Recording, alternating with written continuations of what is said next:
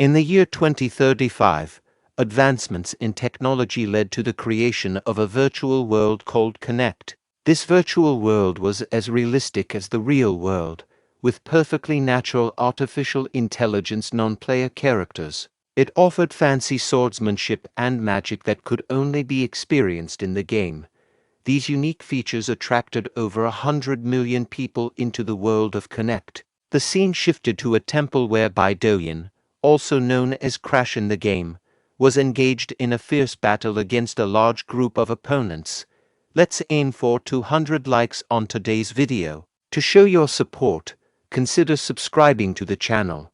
Bae DoHyun skillfully killed them one by one, instilling fear in all who witnessed his abilities. A knight stepped forward and shouted to his fellow knights, questioning their inaction and urging them to charge at Bae DoHyun. The knights, driven by their loyalty to the empire, started moving towards Bae DoHyun to attack him, shouting, "Death to the empire's enemy." At that moment, a window popped up displaying information about Bae DoHyun, revealing his ranking as 13th in Connect and his class as a psychokinetic. Bae DoHyun utilized his psychokinetic skill to manipulate the nearby swords and eliminate the approaching enemies.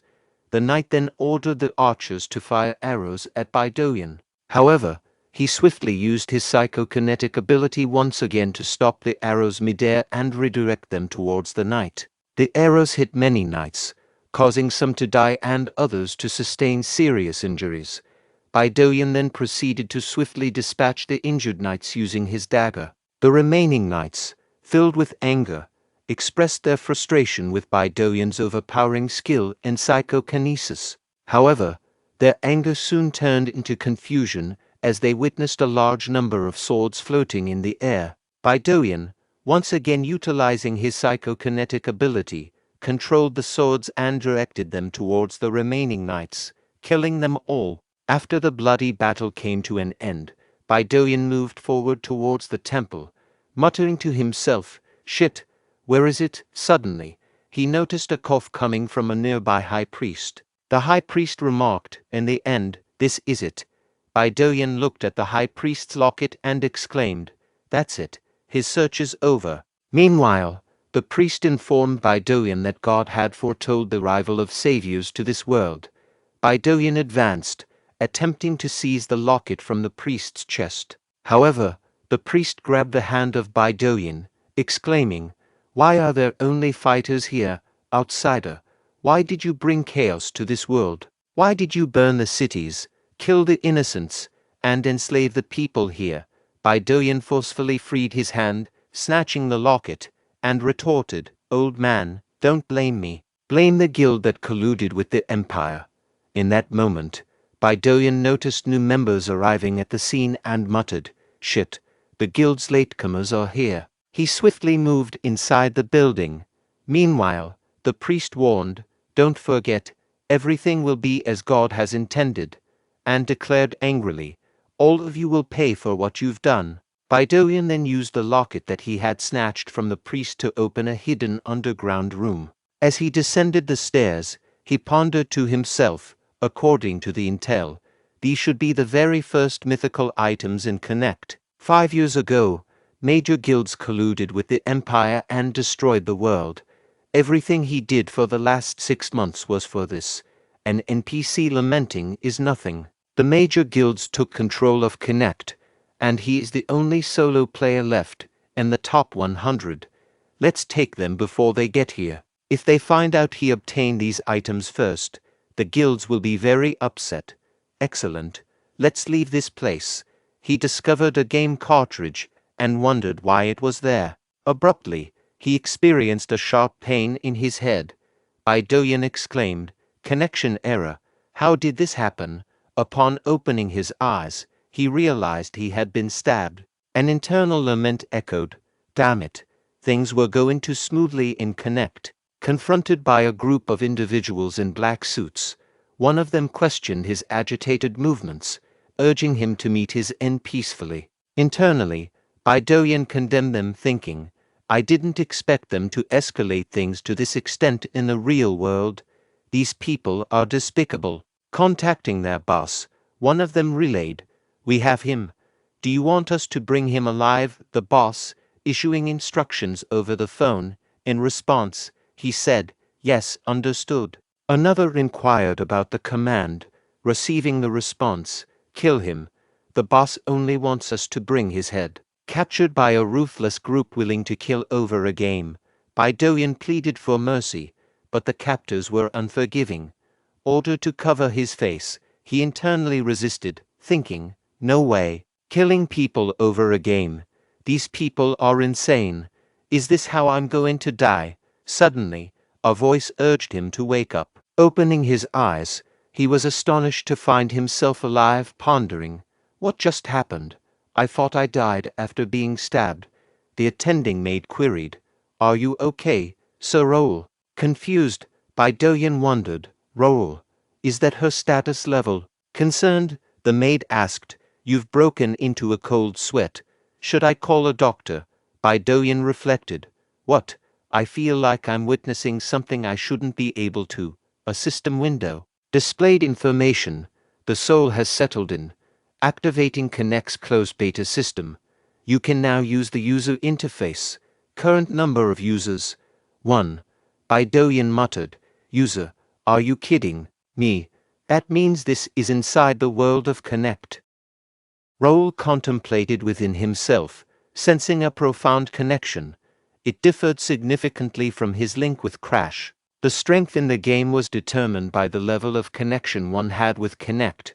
While normal players usually achieved around 30% synchronization, Bae DoHyun boasted close to 90%. Bae DoHyun had maintained his top-ranking status for a decade, until the emergence of major guilds. Unfortunately, Raul no longer inhabited that body and felt a sense of misfortune, considering the considerable time invested in its leveling up. However, recognizing the closed beta status and the solitary user, he pondered if he was the sole individual currently utilizing this system in the world. Realizing he could still access his inventory even in the closed beta, the window displaying information scanned his user's details and detected locked user information, subsequently updating it. This information flowed into his mind.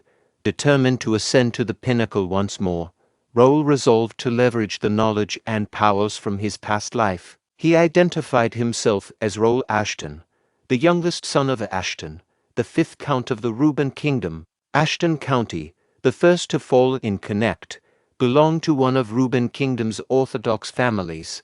Amidst family tragedies and a monster invasion, Raul, the youngest son, inherited the county. Anticipating the impending ruin of the beautiful city in 3 years, Raul, driven by a desire to prevent this fate, acknowledged that he no longer possessed the lives of Bae DoHyun or Crash. This opportunity was his last chance, and having endured hardships in his previous life as Bae DoHyun, he couldn't afford to let it slip away. The only viable path to prevent the impending downfall was to grow stronger. A month later, the traditional coming-of-age ceremony of Ashton Count was approaching. Success in the semi-finals would secure Raul's entry into Kingdom Academy, where he aimed to grow stronger and safeguard his life. Confused about his fatigue after a few swings, a window revealed his information as level 5 Raul. Puzzled by his level compared to a mate to levels lower, he resolved to train for the upcoming tournament. On the tournament day, observing the numerous participants, Raul realized he would face formidable opponents. Reflecting on the past month's challenges, he noted his increased level to 13. Feeling well prepared and confident in his stamina and match plan, an attempted surprise attack interrupted his thoughts. Dodging the attack, Raul discovered the assailant to be Diane, his cousin and the second son of Uncle Viscount Austin. Recalling Diane's past bullying during swordsmanship training, Raul regarded him as a scoundrel who preyed on the weaker. Diane warned Raul to withdraw from the tournament, threatening severe harm. Raul, determined to crush Diane in the finals, vowed to stand firm. In the evening, the butler relayed, "Sir, this is the report for the tournament today." Count Melvin Ashton, Raul's father, directed the butler, "Hand it over." "Was there anyone useful?" The butler responded, "About that, Raul qualifies." Inquisitive, Count Melvin inquired. "Where's Raul now?" The butler replied. "Sir, Raul went back to his room after finishing his meal. I think he used up all his strength during the qualifier, and went back to rest." Count Melvin nodded and said, "Okay, you may go." After the butler exited the room, Count Melvin burst into laughter, exclaiming, "He is my son, he really made it. He made it to the group stage." He continued, "I never forced him to learn how to wield a sword because he was weaker than his brothers. But then he started training a month before the tournament. At first, he fell down after 10 minutes, but he never gave up. I knew he was bullied during the training because of his weak body, but if I helped, he would be shamed for being unable to do anything without my help. I had to wait till he stood up for himself, but this is way past my expectations. When the finals are over, I should go see him." On the day of the group stage final, a person from the audience shouted, "What are you doing?" Another person added, "Make it fun. Stop dragging it out and end him." Edmund, lost in thought, muttered to himself, "Shit, this weakling. Why is he not falling?" Edmund resumed his sword attacks, but Raul adeptly blocked each strike. Frustrated, Edmund exclaimed, "Just go down," and launched a forceful swing, causing Raul to stagger backward slightly. The audience was taken aback by Raul's resilience, commenting to each other, "Look, he took his attack again. How many times does this make it? He's been holding out for quite a while now." They began shouting, "You got this, third son." This only fueled Edmund's anger. He taunted Raul, saying, "You rat, you can't run away forever. Are you not ashamed as a member of a count's family?" In response, Raul nonchalantly replied, "I can't really hear you." Someone from the audience shouted, "End him, Edmund. You've dragged it out long enough. I bet my salary on you." Unfazed, Raul standing still, while Edmund declared, "I'm done messing around. I'm ending this," and unleashed his mana sword. The audience was shocked by his decision. One exclaimed about the mana sword, while another warned, "You have to dodge that. If you get hit by that." Edmund moved towards Raul with his mana sword, but to his surprise, Raul decided to take the attack head-on this time. When their swords collided, an explosion occurred, leaving the audience tense. After the dust settled, the match referee, positioned between Edmund and Raul, announced, "The match is over. The winner is Raul." The audience erupted, shouting, "The third son won." "There's no way." Meanwhile, Edmund protested to the referee, saying, "I can't accept it. How's he the winner? If you hadn't stopped me." The referee sternly told Edmund, "How foolish. Look at your neck. If I hadn't stopped the match, you would be dead by now." Edmund, realizing the danger, fell to the ground in fear. Approaching Edmund, Raul stated, "I'll have to talk to you about your disrespect towards the county after the tournament," intensifying Edmund's fear. In the evening, Raul returned to his room, and the maid at the door said, "Rest well, sir." When Raul found himself alone, he burst into laughter and exclaimed, "Holy shit, I actually won." Opening the status window revealed the following information: Level up. Ashton's swordsmanship mastery has elevated to beginner level 9. Reflecting on his success, Raul thought, the plan worked. Using the game's feature where I get more experience and mastery by fighting against stronger opponents. Fighting against a stronger opponent for longer gave me more experience. This plan only worked because my game mode gives me an experience multiplier for taking away the revive. A hardcore mode. High risk, high return. I did complain at first. The status shows role information, including his name, level, class, affiliation title, and stats. Raul has 5 unique traits, but out of 5, 3 can't be seen due to his low level. Contemplating on his rate of leveling, Raul reflected, I wouldn't have been able to level up this much in a month if I was in normal mode. Best of all, I have 5 unique traits. Psychokinetic Meister is a trait that Bae DoHyun had, and Royal Lineage is a trait that Raul possesses. The rest of them will unlock as I level up. Let's try using this on the next tournament matches. Subsequently, Raul effortlessly won 3 more matches in a row, leaving the audience astounded. They exchanged comments, with some saying, "The youngest son actually made it to the grand finale. How could this be possible? He's just lucky." One person speculated, "Maybe he's using some kind of a trick." Another responded, "Impossible." Meanwhile, Raul thought to himself, "Connect civilians in the early stages don't know about the powers that the players have. It'd probably be better to keep it a secret that I can use psychokinesis until the players show up. I can surely hide it with my acting skills." The butler outside Raul's room announced, "Sir, it's Ivan." Raul welcomed, "Come in." The butler inquired, "Are you hurt anywhere?" Raul assured the butler, "I'm perfectly fine. Even if I get hurt, there's a priest and a healer on standby." The butler advised, "Still, don't let your guard down. Remember, there are wounds that can't be healed." Raul acknowledged, "Okay, I'll be careful." Internally, Raul thought, "He's really worried about me. I can't get used to it since I've never felt like this in my past life." Turning to the butler, Raul inquired, "What about the thing I asked for?" The butler responded, "I did as you asked." "Are you sure about that? Sir Dian is a strong opponent." Raul reassured, "Don't worry about it. I will win." The butler replied, "I trust you, sir. I'll leave now." While exiting the room, the butler reflected, his confidence matches the Count's when he was younger. But the final opponent is Sir Dian.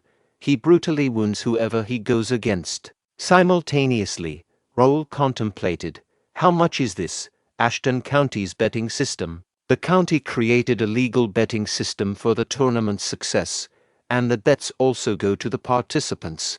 This is enough to ensure my place in the family. The only thing left is to crush him, the referee announced, and now, the final match begins. People rallied behind Raul, shouting phrases like, "You got this, youngest. Be ready to get challenged by Dian. Win with your skill this time, Raul, Raul." In response, Dian addressed Raul, "Hey, weakling. I don't know how you made it this far, but I'll make sure that you consider it your worst decision to come up here. People cheering you will soon find out how worthless you are. It'll be a nice view when you start crawling with your limbs cut off." Raul, unfazed, yawned and provocatively asked Dian, "Are you done stretching your tongue?" This only fueled Dian's anger, and he retorted, "You arrogant expletive," while enveloping his entire body with mana. Observing the intense mana, the audience remarked, "His mana's overwhelming. Raul's no match for him." Meanwhile, Raul thought to himself, "He's acting all tough." Glancing at Dian's status window, the status window displays information: name, Dian, level, 42, class, expert knight sword user, affiliation, Austin Viscounty, title, Ashton Viscounty star, sword genius, stats, potential talent grade B, strength 52, agility 41, stamina 43, intelligence 18, willpower 14, mana 32, senses 21. Raul continued his thoughts. His potential talent is only B. He may look impressive now, but this is his limit. The referee announced, "Match begins." Dian, filled with anger, said to Raul, "I'll kill you, coward." He moved forward to attack, but was surprised by Raul, who leaped in the air to strike Dian. Attempting to block Raul's sword attack, Dian was pushed back. Someone from the audience shouted, "Sir Raul strikes first." Dian, frustrated, said to Raul, "You expletive showing off." Raul pondered, "His elasticity is below my expectations. His strength is also, whatever." Dian exclaimed, "Why can't I hit you?" While continuing his thoughts, Raul reflected, "I can see his sword clearly. A sword skill without any practical experience. A generic nobleman's sword." Raul was bullied by this guy. Dian angrily said to Raul, "You expletive, you tripped me. I will expletive kill you." Raul thought to himself, the only thing he knows is mana sword with all that mana flowing through his body. The audience was shocked by Raul's swordsmanship when he caused Dian to drop his sword.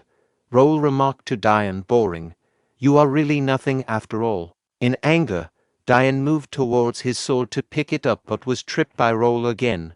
Raul said to DoHyun, anger issues and repeatedly falling for the same trick. Look at you. What a shame on Viscounty Austin's name. DoHyun angrily shouted, I'll kill you, and attempted to attack Raul barehanded, only to receive a punch to the face that caused him to fall to ground unconscious. The audience, witnessing this, couldn't believe their eyes. Raul turned to the referee and said, the opponent is down. Are you going to continue the match? The referee announced, the winner of the Ashton Coming of Age tournament, Raul Ashton. The audience cheered, saying, young master, I believed in you. Raul. Raul thought to himself, I'm happy I won. But this awful stamina. The referee said, young master, and called for the healer quickly. At that moment, a window popped up showing information about the Coming of Age tournament quest. Coming of Age tournament. Quest completed. Check the reward. Quest. Coming of Age tournament. Grade D+. Objective. Make it to the semi-final in the Coming of Age tournament. Extra rewards depend on the final place. Result. Tournament champion completed. Reward. Experience. 300 coins player shop. Random skill book grade E or lower. Extra reward. Extra experience. 5 grade D stat points. Random skill book grade D or lower. Raul thought to himself, nice. Quest completed. Now I can make it to Kingdom Academy. Butler Ivan expressed to Count Melvin, I am so proud of the young master. He grew that much in a month. Count Melvin contemplated. He played around with DoHyun. If he really got that far in a month, he's a genius. But in that moment, Raul noticed his father and waved his hand. Raul thought, he was watching. He probably knows that I'm good enough to go to the academy now. At night, when he went to his father's room, Count Melvin said, I can't allow it. Raul questioned, why? I thought I could go as long as I made it to the semi-finals. Count Melvin explained, that's situational. From what I see, Raul, you need to stay by my side longer. You fell after the match. Stay here a little more, and Raul interrupted, asserting, learning about the sword is a lifelong journey. Didn't you always say that? I'm trying to go to the academy to learn more. Just like you said, you can't stop me. Count Melvin, taken aback by his confidence, thought to himself, he has really grown. Count Melvin stood up and said, okay, fine. If you really want to go, you'll have to get past me. I won't go easy on you, son. He then asked Raul, what are you going to do now? A month later, Raul, with a sign of relief, found himself finally out. Raul recalled the memory of his past month. When his father stopped him, he accepted the decision and just charged at Count Melvin. Count Melvin challenged, is this all you got, son? I'll show you a real sword skill. Raul thought to himself, I passed out from his strike. He said it was just a sneak peek of what he had, but that was definitely his full strength. This powerful 5th county lord dies by the time the world of Connect starts, and after that, the county falls quickly. In order to stop the fall, father has to stay alive. I'll have to meet his expectations since he let me leave. I'll get stronger and protect my family. I can't lose it all. Meanwhile, seeing through his window, Count Melvin observes Raul leaving, thinking to himself about that kid. He recalls the memory when he told Raul to give up, asking how many times he had tried. In response, Raul said he would never give up. Count Melvin complimented Raul's persistence. Yes, that's worthy of the Ashton family's dignity. Come, strike me. Surprised by the trajectory of Raul's sword changing midway, Raul thought to himself, I can only leave a small wound even with psychokinesis. Acknowledging that it's about time to admit that Raul is no longer a kid, but a proud swordsman, Count Melvin pondered to himself, go, Raul, go and witness the world. At night, as they gathered near the fire to rest, Raul inquired of Sir Philip about their distance to the destination. The status window displayed details about Philip, a 42-year-old high knight. affiliated with Ashton County and the Golden Bear Order, bearing the title Swordbreaker. Philip, with a level of 92 and grade S potential talent. Philip responded by saying at this speed, "We will make it in 5 days. Should we move faster?" Raul, considering the soldiers' training, replied, "No, we need to train the soldiers as well. Let's keep going at this speed." Philip acknowledged, and Raul, reflecting, noted that his family had selected a total of 50 individuals, including 3 regular knights, 6 trainee knights, 15 trainees, and 20 cavalry, all possessing grade B or higher potential talent. Recognizing the need for strength to prevent the fall of Ashton family, Raul emphasized the importance of everyone getting stronger. At that moment, Jake approached Raul and addressed him, saying, "Young master, the maintenance for the carriage is completed. We can get going whenever." Raul responded, "Okay, good work." Jake questioned the need to bring so many people to the destination for a month. Philip intervened, telling Jake to stop questioning the young master's orders. Raul asserted, "You'll know when you get there. The reason I'm taking you guys there." The destination was Free City Mira, one of the first cities players visit after finishing the tutorial. This city was rich in quests, hidden items, and had mono usage limitations to prevent unreasonable beginner player massacres. Most of all, the resources are infinite, so the players went crazy about this place. God's Domain, a place full of monsters for players to grind. The God's Domain is the reason why Raul brought everyone to this city. The purpose was to expedite the soldiers leveling up in the grinding zone. A perfect plan. A window popped up, displaying updated system information. The system introduced a new feature, Connect Community, and unlocked a new category, Guild. Additionally, new quests, Staring Line of Adventure and Skill Collector, were registered. Observing this, Raul thought to himself, "Wow, a new quest as soon as I entered Mira. I thought I wouldn't be able to use any other features until the official launch. Nice, maybe I can unlock more features if I meet the requirements." His thoughts were interrupted by Jake, saying, "Sir Raul, you can meet the mayor right now.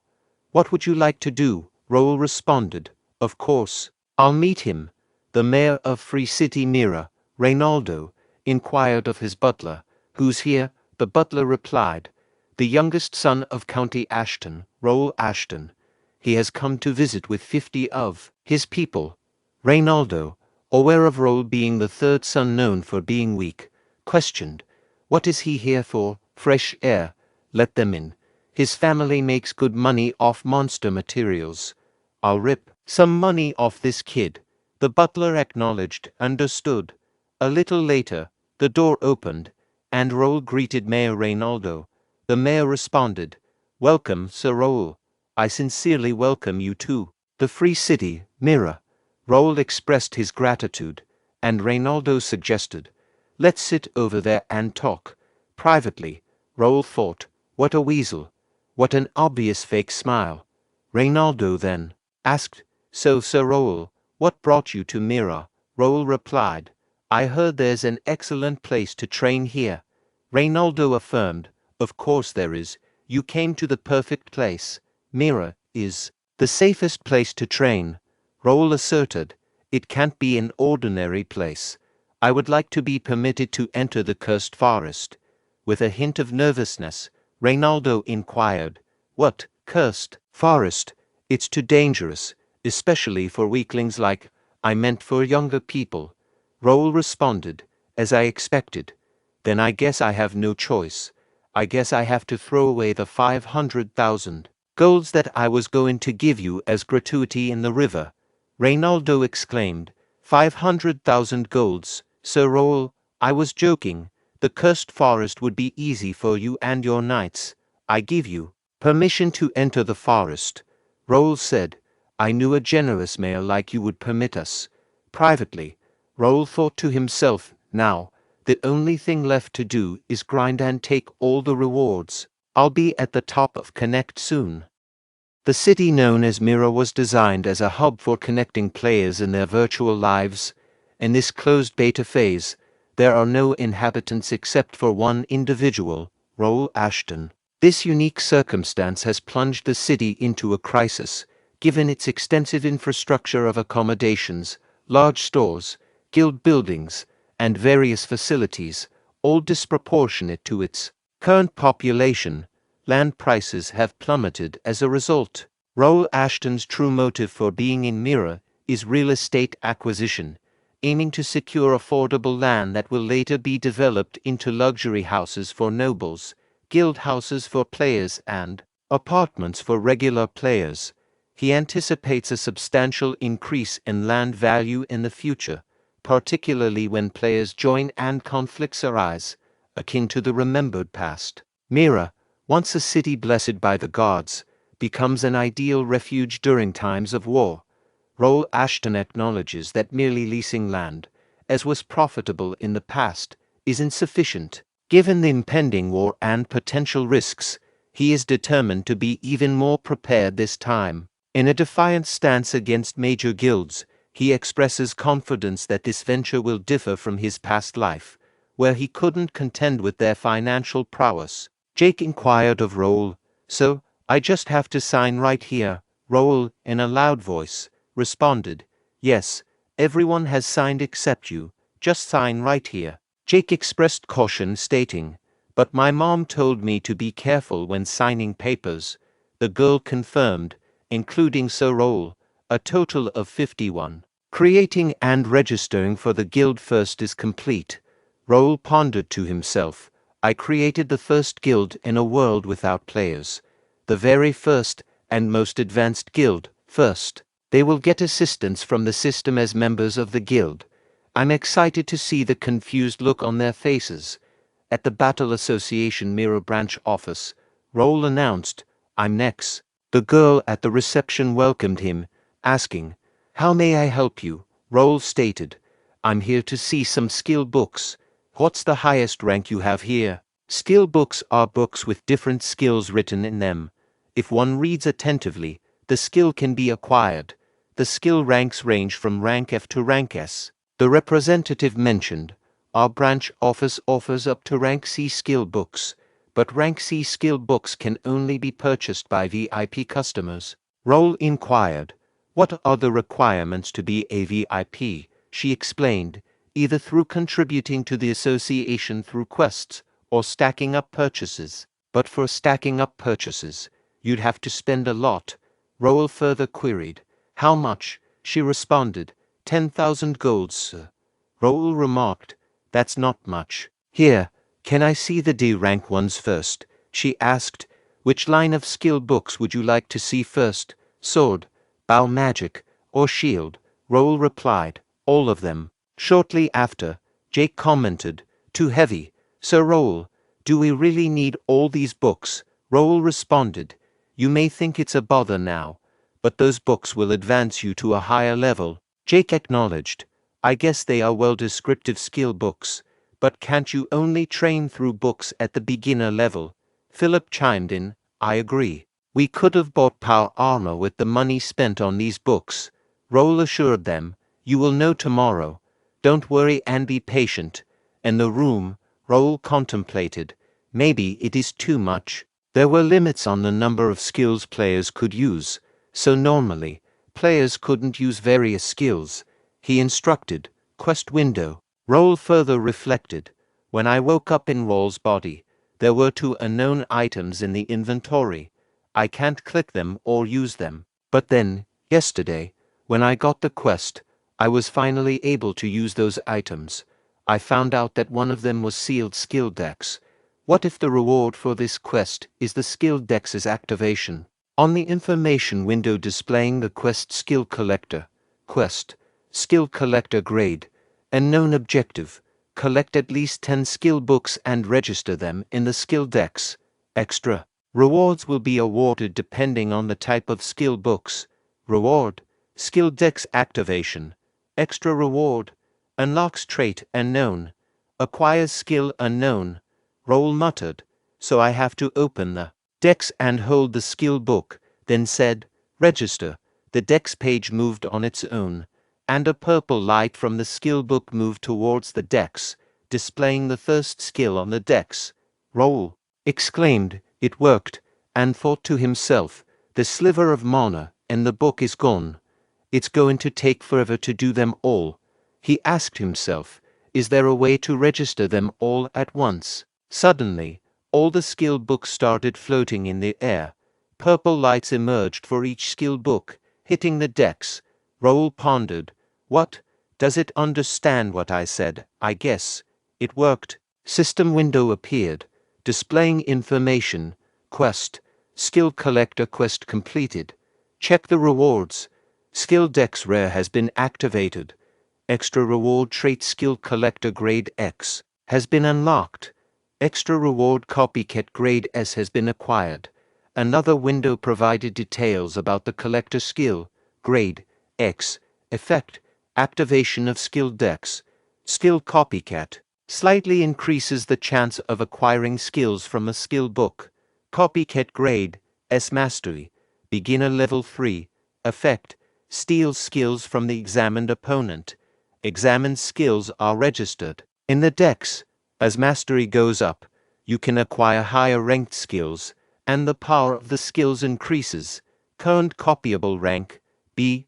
Raul exclaimed, "This is overpowered.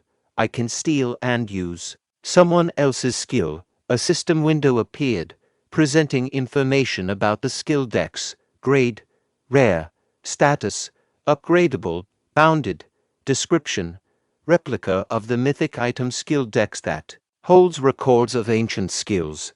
Records reset while crossing dimensions. It will regain its true power after achieving special requirements. Currently recorded skills, 525 skills. Raul thought to himself, "I knew it. This is the mythical item I got right before I died. Some parts of my past life, like my psychokinesis trait and items, came with me, but my skills were reset, and it's a replica too. The only thing left is 3 grade X traits and 1 item in the inventory. I wonder what kind of power it holds." The following morning, all members of Raul's first guild found themselves confused, while see a system window, leading them to exclaimed, What is this status window? What is this thing called guild chat? Priest, I need to go see a priest." Meanwhile, Butler Bernard greeted Raul, saying, "Welcome, young master." Raul, reflecting on his sleepless night spent reading through the skill decks, said, "Good morning, Bernard. Did you explain it to them?" Bernard replied, "Yes, I explained as you instructed." Excitedly, Raul asked, "How about the skill book? Have you tried it?" Internally, Raul thought, "This man's name is Bernard, Ashton's family's servant and even stepson. He has been working for the county from a young age and was taught by Ivan himself. He has a great memory and gets things done quickly. But there's another reason why I chose Bernard. He has the power to control the wind." Raul then exclaimed, "Amazing. I knew you could do it, Bernard." In response, Bernard modestly said, "I am flattered." The status window displayed the following information. Name, Bernard, age 27 years. Level, 21. Class, servant, beginner windwalker. Affiliation, Ashton County, 1st Guild. Talents, administration, management, wind, power. Stats, potential talent grader, strength 17, agility 18, stamina 24, intelligence 53, willpower 46, spiritual power 23, senses 41, unique traits, sharp manager grader, cold-headed grade B, like the wind grade B. Raul continued his thoughts, noting, he lacks stats but has great talent for being a servant or an esper. I'm done with my preparations. Raul then instructed Bernard, saying, "Get ready." Confused, Bernard asked, "Yes, sir, what for?" Raul explained, "We are leaving as soon as the knights are used to it, to God's domain, the cursed forest." In the cursed forest, an ogre targeted Raul with its weapon, but he skillfully dodged the attack by leaping into the air. Raul taunted the ogre, saying, to slow, and countered with a powerful fist, demolishing the ogre's head with a single punch. Following the encounter, Raul confidently declared, come out already. Suddenly, a large group of ogres surrounded Raul shouting, human, strong, kill the human. The ogre chief commanded, everyone, charge together and kill the human. All the ogres rushed from various directions to attack Raul. However, Raul stood firm, challenging them. Bring it on. In the cursed forest, God's domain. The term God's domain encompasses more than just a grinding zone. It represents the entirety of the city of Mirror. For players, the city functions as a haven where injuries are healed, and if they perish, they revive within this blessed city. This unique feature makes Mirror the ultimate shelter. However, within the forest, this blessing, exclusive to monsters, maintaining a consistent number even after being defeated. Humans cannot be revived in the cursed forest, and attempting to carry items acquired from hunting monsters outside the forest results in their transformation into ashes and disappearance. This emphasizes the prohibition of touching the property of the gods, although this restriction solely applies to civilians. Players, on the other hand, can take items obtained from monsters outside the forest with the assistance of the system. Intrigued by the power, the ogre chief asked, what is that power, human? Raul, utilizing his trait psychokinesis, swiftly dispatched the ogre chief, stating, this is psychokinesis. Jake commented, what a convenient ability, prompting Philip to urge, stop talking, and keep skinning the ogres. Jake expressed reluctance, saying, I didn't come all the way to Mirror to do this.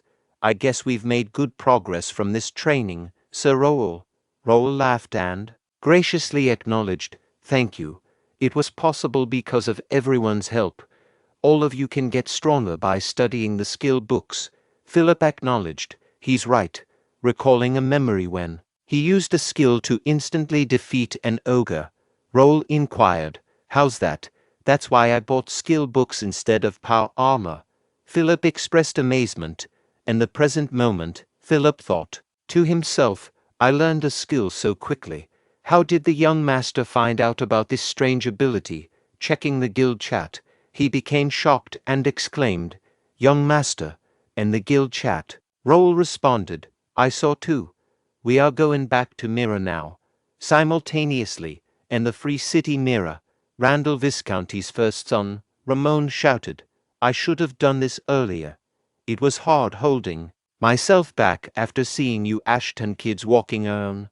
Randall Visconti's second son, Jerry, admonished Ramon, saying, you should have listened to me earlier, brother. Then we could have done this way sooner. One of the injured knights questioned their actions, asking, why are you doing this? Randall Visconti's third son, Cale, pondered, but didn't great-grandfather tell us to be mindful?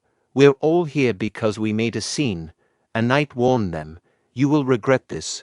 Our young master will take his, but was abruptly silenced as Ramon used his sword to kill the knight. Ramon urgently shouted, please tell him to hurry up. We also have some business with that young master, anyway. This is strange, they keep reviving.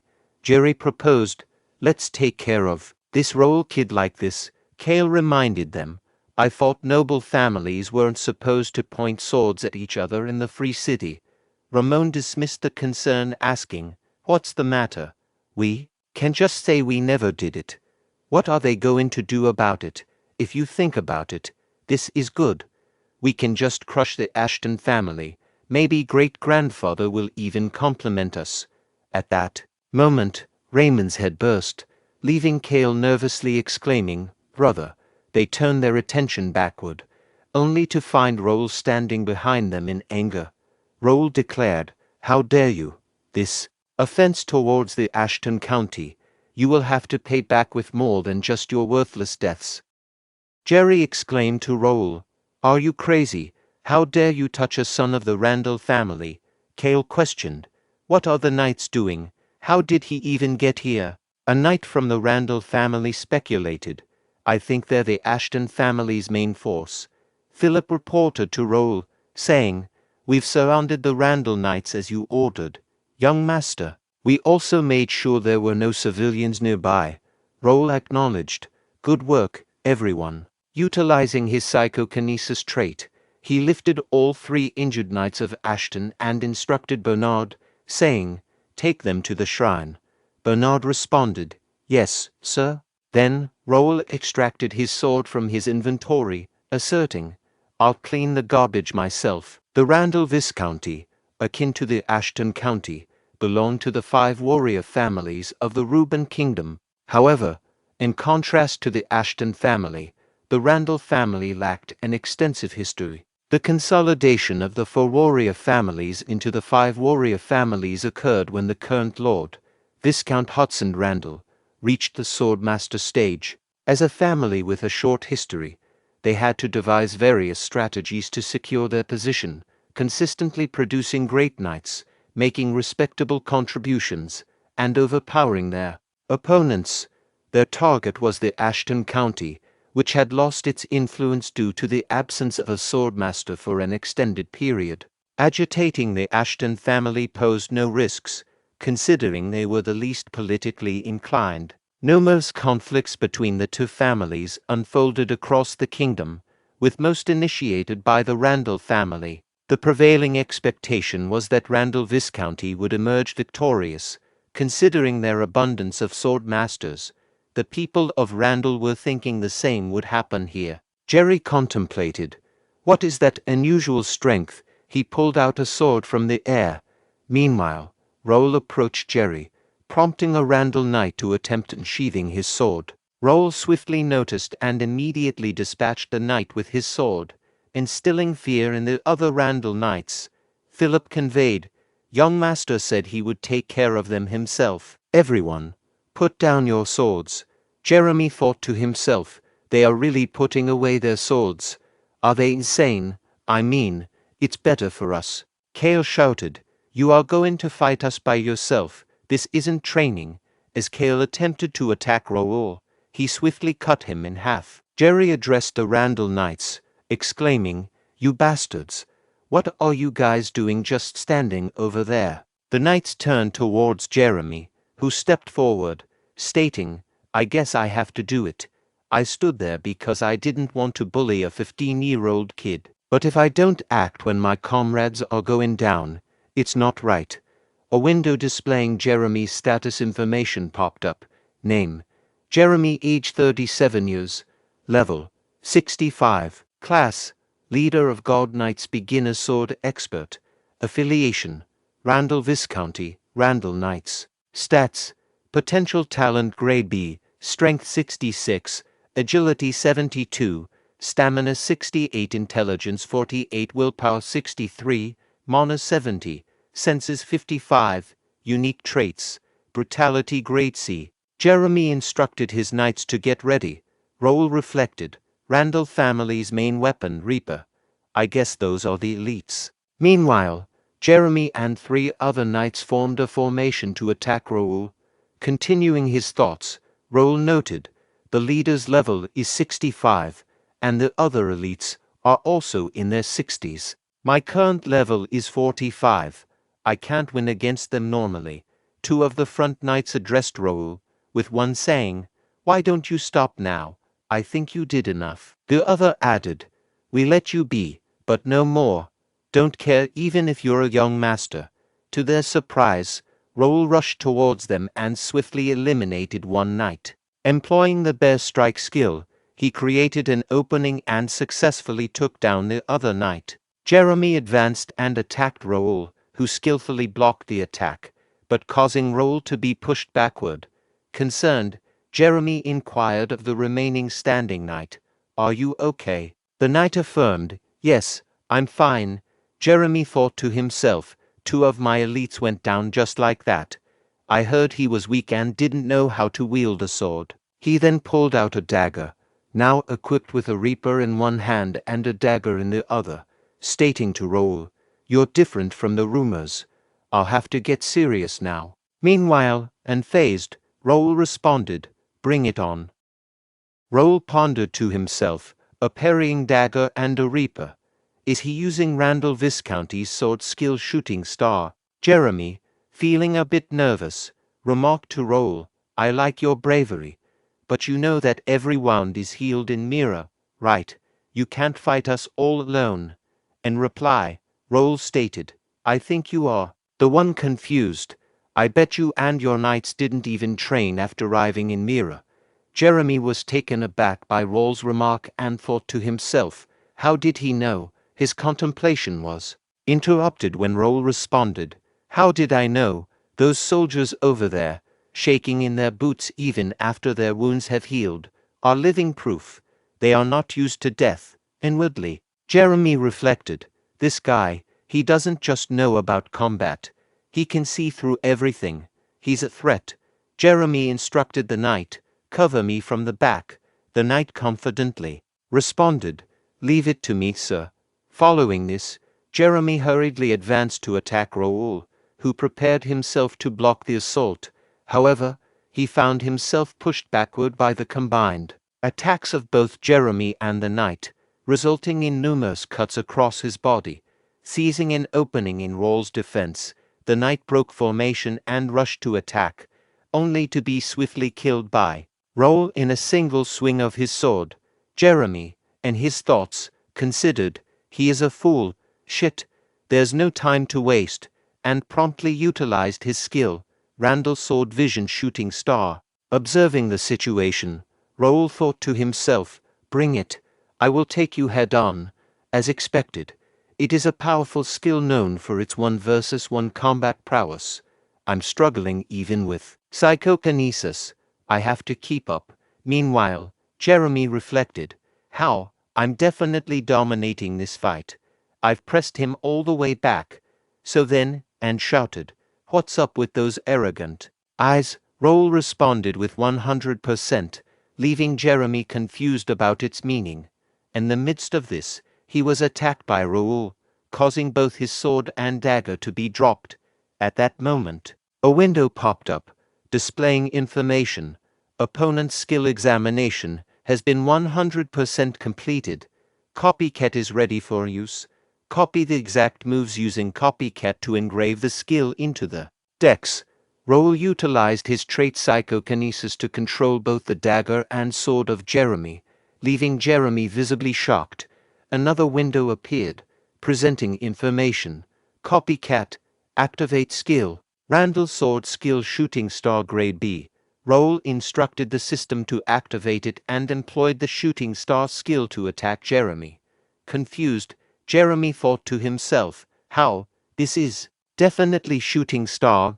Jeremy shouted while blocking Raul's attacks, who is it, who betrayed us and taught you this sword skill? Raul started laughing and replied, you taught me yourself. At that moment, Raul used the dagger to eliminate Jeremy. A status window popped up, displaying information, 100% synchronization, rank S bonus, Randall's sword skill shooting star, grade B mastery level adjusted to intermediate level 1. Successfully engraved Randall's sword skill shooting star grade B into the skill decks. Equip the skill in the skill deck selection slot 2. Use Randall's sword skill shooting star grade B continuously. Raul thought to himself, it's over. Using the rank S skill Copycat is hard since it's overpowered. Copycat is a skill I learned with the skill DX that copies the opponent's skill, but it can only copy one skill at a time, and I can't lose sight of the target once the skill is activated. If I lose sight of the target, the examination rate resets. That's why I didn't even blink when I was taking his attacks. Also, it's impossible to steal a skill unless it's a 1 versus 1 fight. Raul instructed the system, saying, display skill. A window popped up, showcasing the user's skills. Default skill slot, Ashton Vision sword skill Bear Crush grader, intermediate level 2. Psychokinesis grade S intermediate, level 2. Ashton Mind skill grader, intermediate level 1. Copycat grade S, beginner level 6. Basic meditation grade E, beginner level 8. Skill deck select slots, Flash grade C beginner, Level 6. Shield Grade C. Beginner Level 6. Skill Dex Random Slot.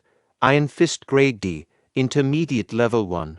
Raul contemplated, acknowledging, thanks to the skill dex, I can use 3 more skills. Selection slots allow me to freely use 2 skills registered in the skill dex. I will use it here. Turning towards Jerry, who questioned, Who are you? How do you use the Randall sword? Skill, Raul responded, You're still here. Philip, kill them every time they revive for an hour. Philip acknowledged, Yes, sir. Everyone heard him. Kill them. All the knights responded, Yes, sir. Jerry pleaded, Please forgive me. Raul reflected, Blood for blood. This isn't Earth or a game. This is the reality that's been presented to me. I have to do everything to not lose it. Again, even if that means wading through a pool of blood, I am not losing. Reynaldo observed the unfolding fight through his window, muttering, What in the world is going on right now? According to the plan, when those Randall Viscountcy guys attacked that bastard, I was supposed to get my share after mobilizing the gods to help, but that bastard beat up 15 knights on his own.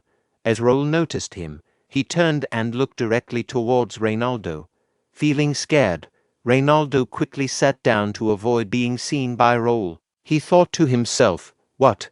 How did he find out I was here? Wasn't that bastard just a rich and good-looking pushover?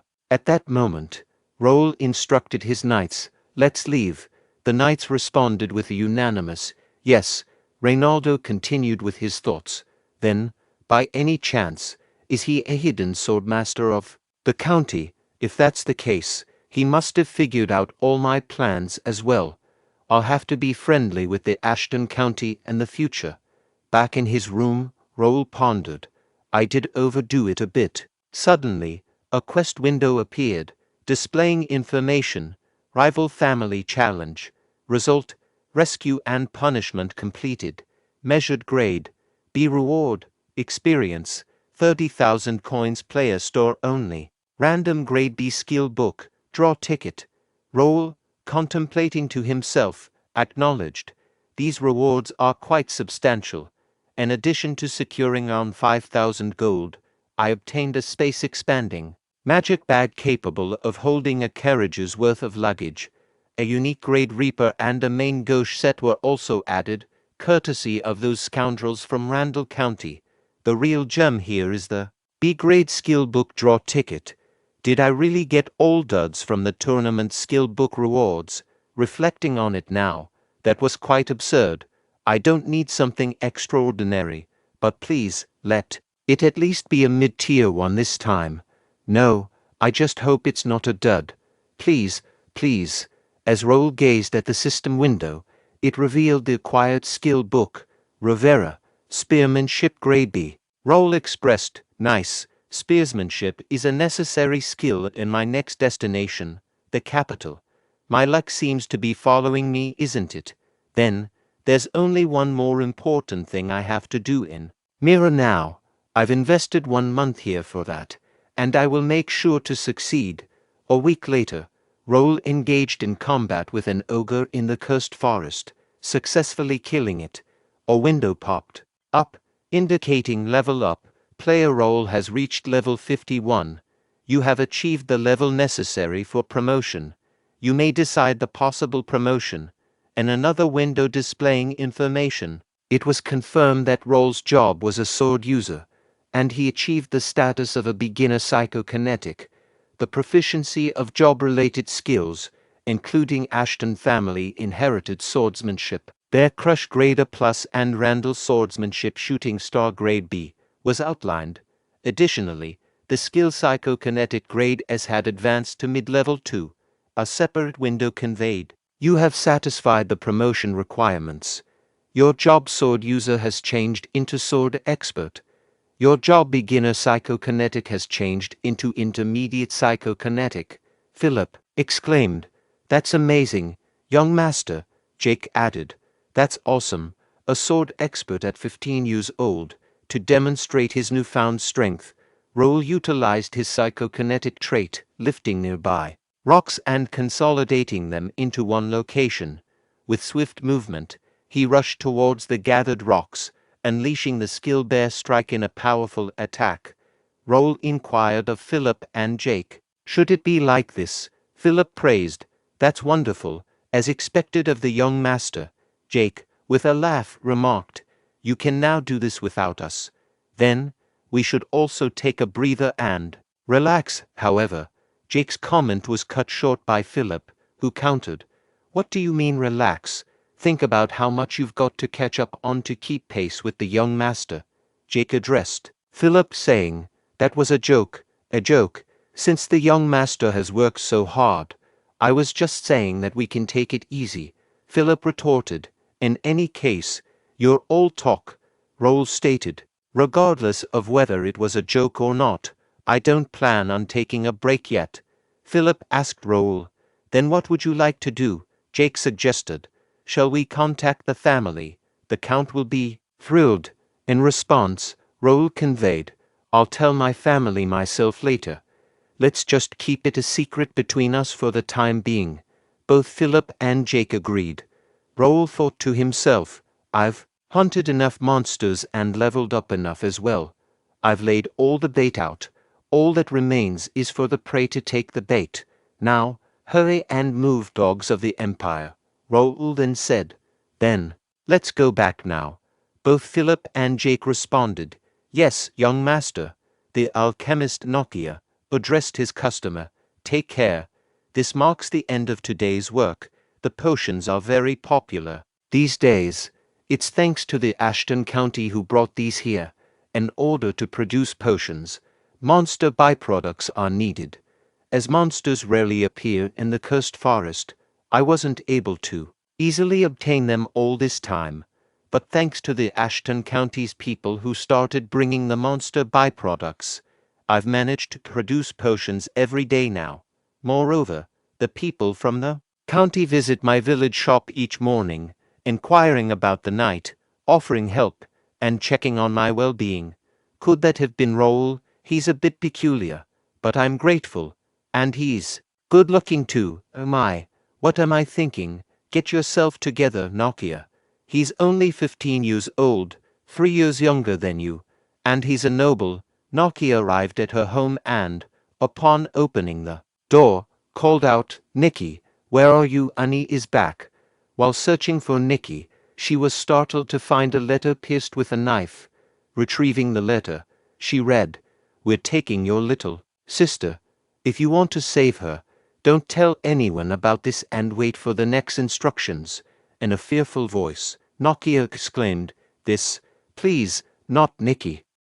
In her thoughts, she realized that her sister's life would be at risk if they ventured outside the city.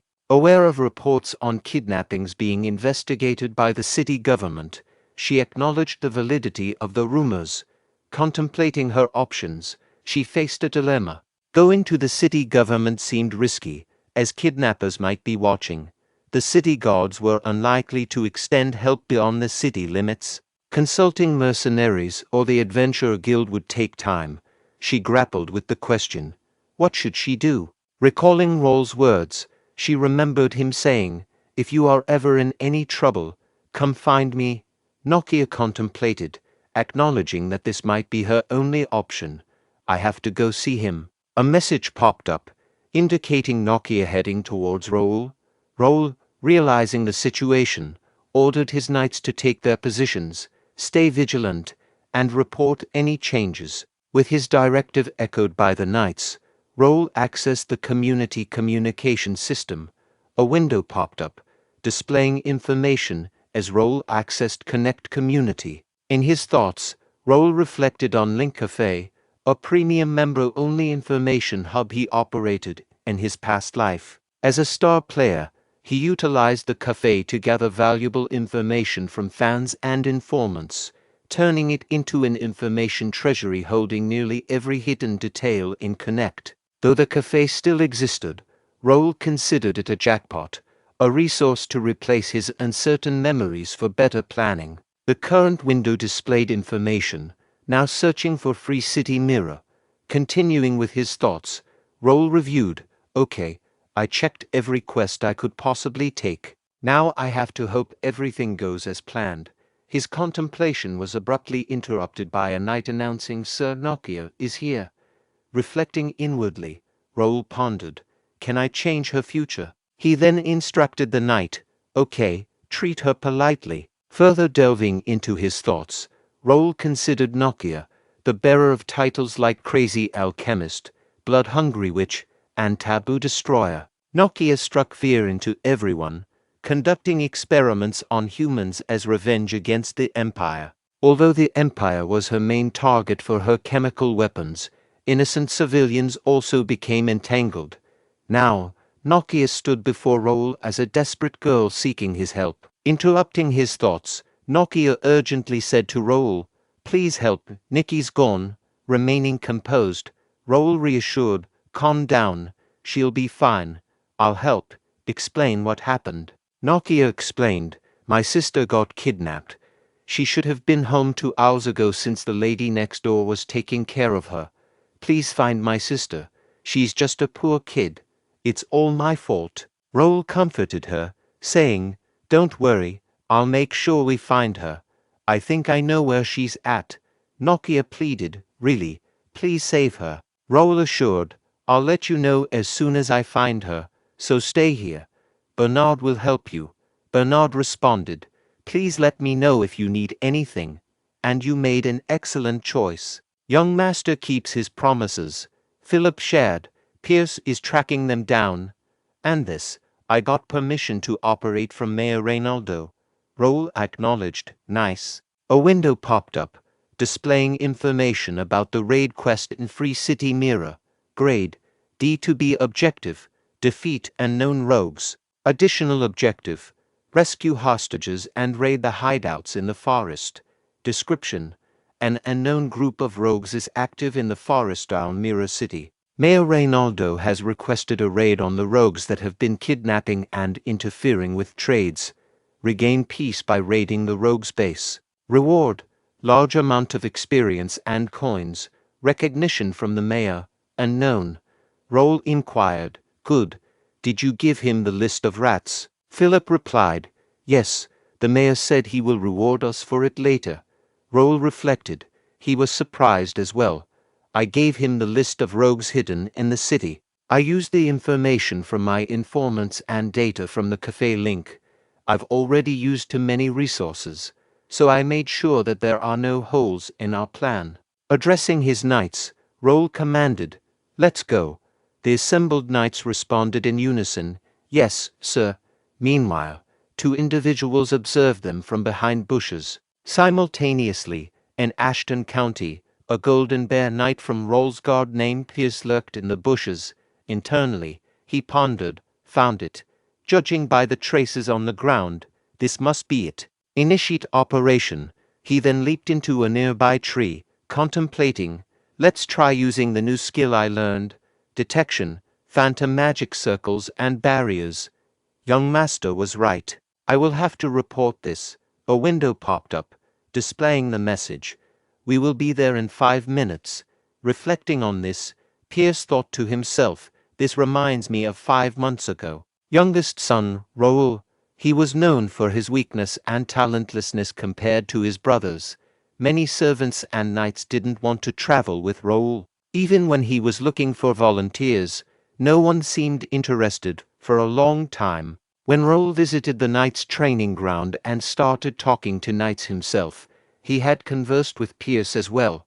Raul said, Sir Pierce, you said you wanted to go past your limits. I can help with that. Raul wielded Pierce's sword himself and started pointing out the issues. Pierce pondered.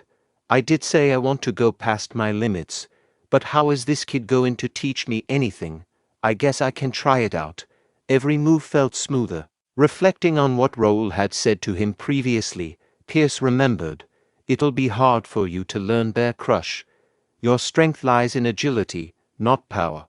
You should try polishing your bow skills. I heard you are a talented bowman. Only a few people know about my bow skill, yet he noticed it. Maybe he's the one who can really help me. I'll follow him. Returning to the present, Pierce concluded, it was the best decision I've made. Everyone who declined his offer is probably regretting it right now. I don't know why he's been hiding his power. I reached the high expert stage with the skill books he gave us and was able to practice my other skills. It would be impossible without him. Maybe today will be the glorious day when he shows his true strength. Spotting Raul, Pierce leaped from the tree, bowing before him, and said, "You have arrived, sir." A window popped up, revealing information about the unknown rogue's hideout. Grade unknown, size unknown, status, a 3-circle or higher magic circle that interferes with vision. It also had a 3-circle magic circle that interrupts anyone who approaches. The objective was to destroy the magic circle or get inside to learn more information. Observing the hideouts, Raul mused, hideouts look the same even in different cities.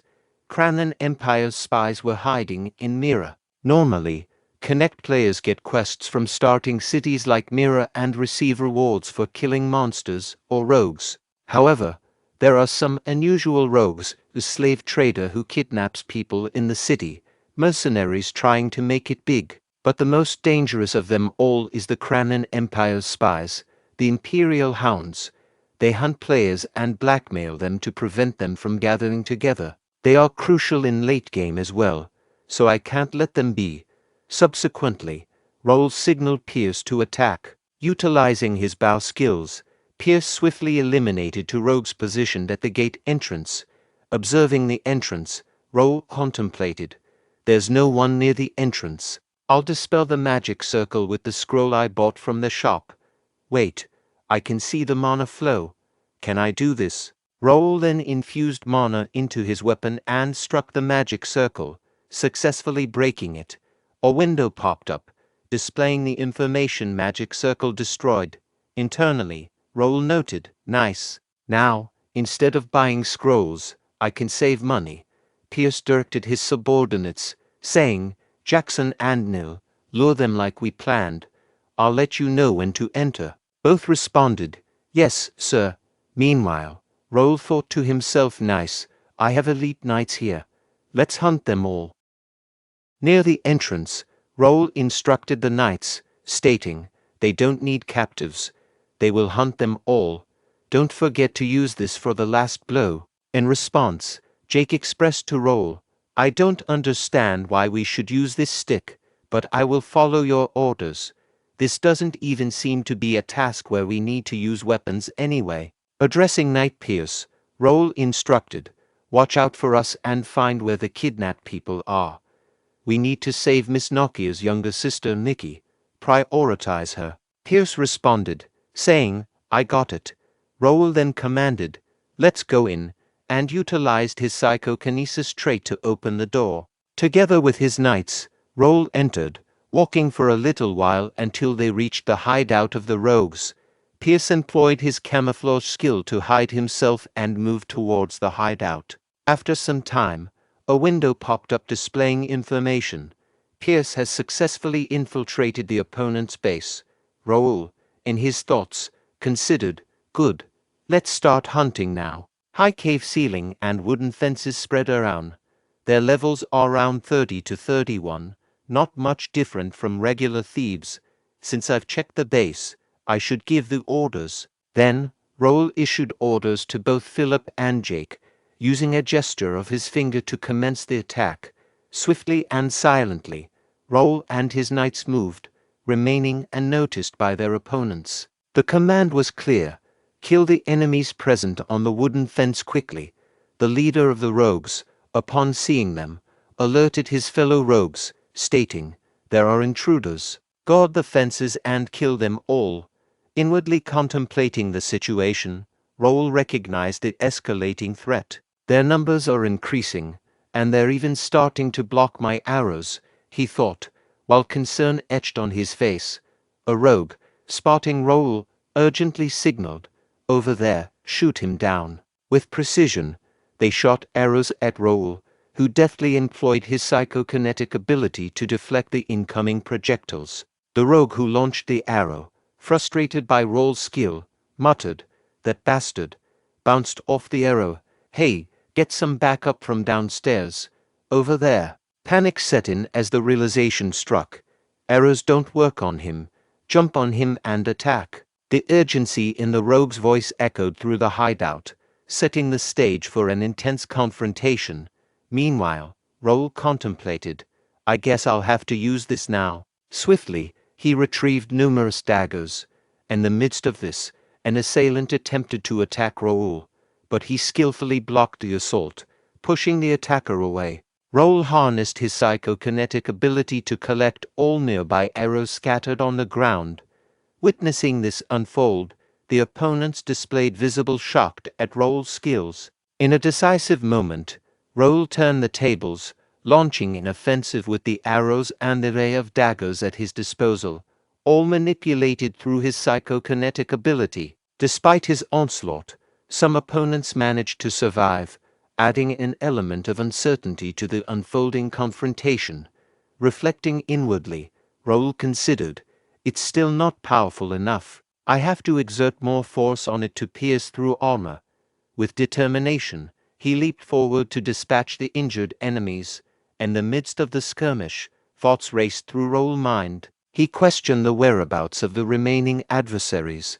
To his observation, Jake was actively eliminating an opponent. Jake then shifted his attention to a second enemy, channeling mana into his Reaper again.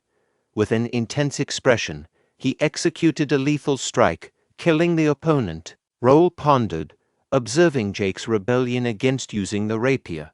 He doesn't have to make such movements that waste mana. Ashton told him several times not to do that to avoid leaving any traces of swordsmanship. But well, I don't think I have to be too worried. Good. We're almost done taking care of the small fries. Pierce apologized to Raul, stating, sorry, sir. We searched the entire prison, but we couldn't find Miss Nikki.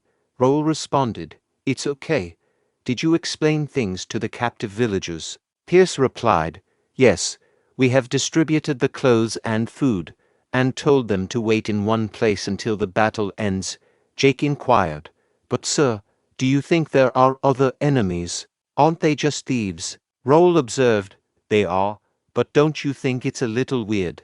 Jake inquired, weird? How? Raul explained, first, Nikki, who was kidnapped, isn't here. Second, there were many of them, but none stood out amongst the rest. Lastly, there was a magic circle on the entrance. Did any one of you see a wizard here? In conclusion, the important people and captives are in another place. Right, Jake remarked, that's true. But if we can't find that place, it'll all be useless. Don't you think so? Pierce, in response, Pierce mentioned, I actually checked some suspicious-looking places, but I couldn't find anything with my abilities. There could be a high-level magic circle or system. Raul acknowledged, it hasn't even been a month since you became our guild member. But you are good. Soon, no one will be able to fool your eyes. Pierce expressed gratitude, and Raul instructed, now, follow me. I think I know where they are. A moment later, Raul and his knights arrived in front of a hut. Raul instructed, search this hut. Report right away if you see something suspicious. The knights acknowledged with a yes, sir. After a while, Philip informed Raul, we couldn't find anything suspicious. Raul inquired, is this the fourth hut? Noticing something on the floor, Raul alerted, get ready. The real thing begins now. He kicked the table and channeled his mana into the Reaper, striking the floor with it, revealing a metal door beneath the broken wooden floor. Raul utilized his psychokinesis trait to open the door. He thought, secret stairs leading to the basement. Looking down the stairs, he remarked, something's coming. A red monster emerged from the basement and attacked Jake.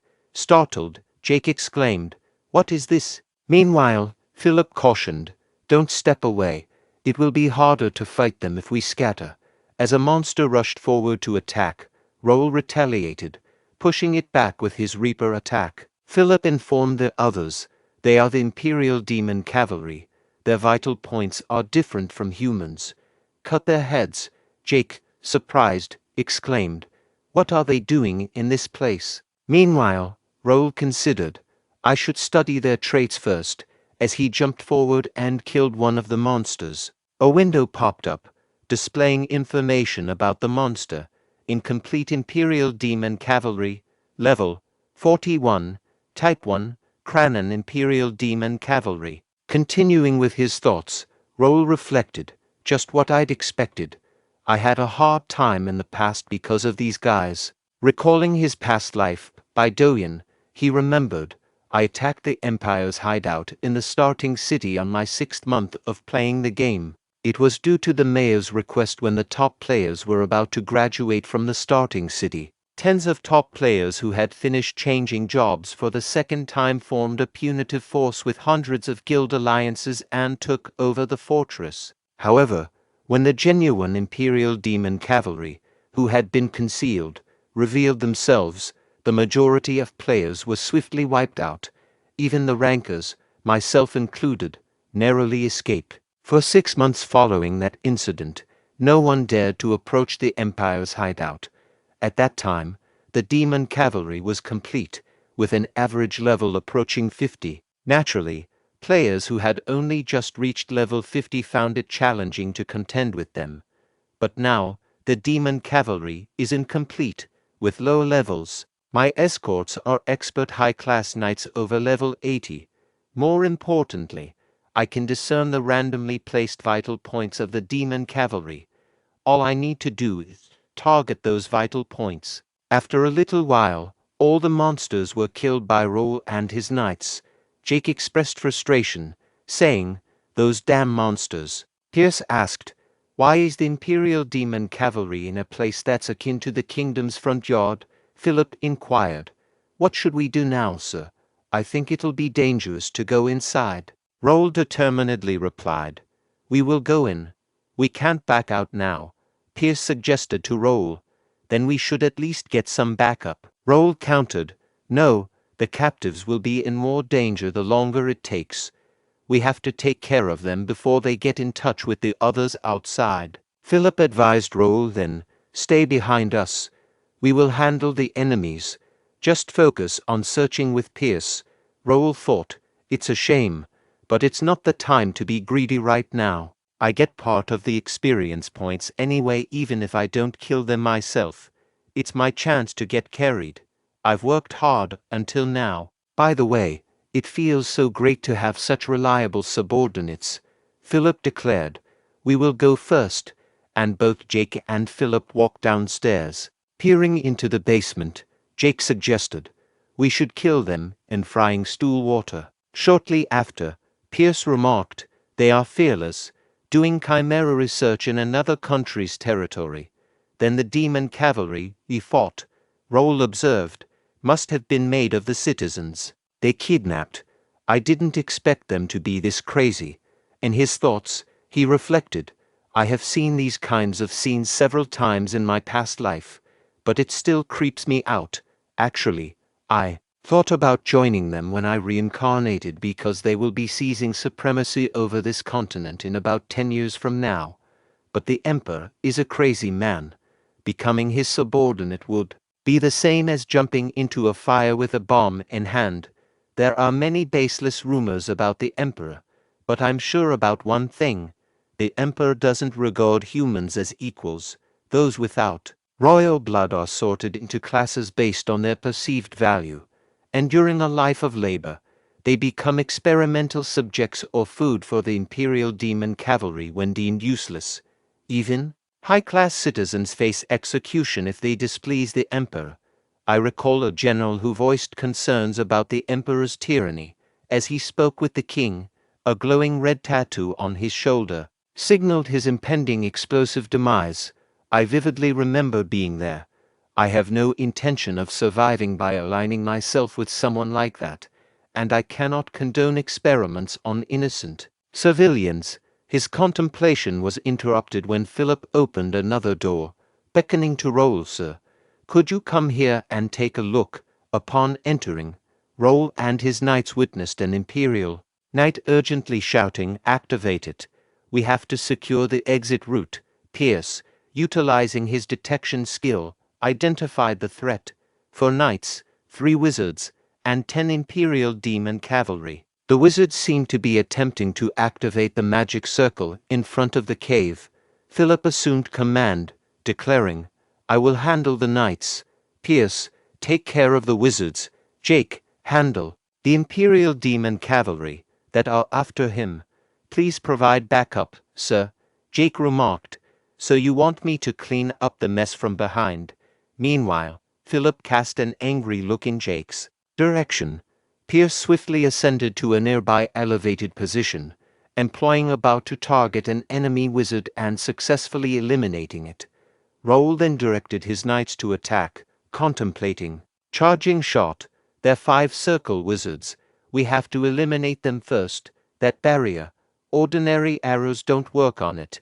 I should put some psychokinesis over it and create a psychokinesis pathway for the trajectory. Subsequently, Raul released an arrow that shattered the teleportation gate and simultaneously took down the wizard.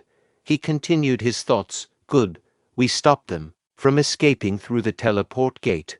The Imperial Knight Commander, noticing the broken magic circle, exclaimed. The magic circle was broken. He swiftly ordered his fellow knights, "Our exit route is blocked. Release the seal and kill them all." In response, the knights fervently declared, "Yes, for our emperor," while veins appeared on their faces and rushed to attack Raul. Meanwhile, Philip advanced, successfully blocking their attacks. Observing Philip, Raul pondered, "Philip isn't enough. The expert high-class knight who is over level 90. A window then appeared, displaying information about the Imperial Knight. Name: McDowell. Level: 71. Job: Knight Sword Expert Middle Class. Affiliation: Cranon Empire. Imperial Hound Mirror Branch Manager. Nickname: Red Hound. Stats: Potential Grade B Class. Unique Traits: Blind Loyalty Grade B, Fear Resistance Grade C. Continuing with his thoughts, Raul mused. His stats increased. Is that the red tattoos effect? Jake questioned. What is this? Are they all on drugs? Subsequently, Jake sent a message to Raul using the system chat, inquiring, "Sir, can't I just kill them with swords? I think it will be hard with just this little stick." Raul replied to Jake via message, stating, "Knight Philip and Knight Pierce are doing fine, but it seems like it's too hard for you, Knight Jake. This plan was made because I trusted your capabilities, but I guess we don't have any other choice." In response, Jake sent message, stating, "What, hard? I just said that because I thought Knight Pierce was having a hard time." He then shouted to the Imperial Knights, "Look what happened because of you. Guy, all of you." Observing this, Raul considered, "I should do something too," and promptly struck down a nearby monster. Witnessing Raul's swift victory, Jake thought, "That's weird. How does he figure out the monster's weak point so easily?" McDowell addressed the situation, saying, "I didn't expect that we would be overpowered. Who are you?" In McDowell's thoughts, he speculated, since they use Reaper, they should be from the Randall Viscounty, but somehow, their swordsmanship looks awkward. Based on my instincts, they aren't from the Randall Viscounty. Jake inquired, "Why does someone who will die soon need to know that?" "If you are done talking, let's start again, you dogs of the Empire." In response, McDowell retorted, "How dare you insult the Imperial Hounds?" As he closely examined Raul and his knights, McDowell pondered, "Is that kid the leader?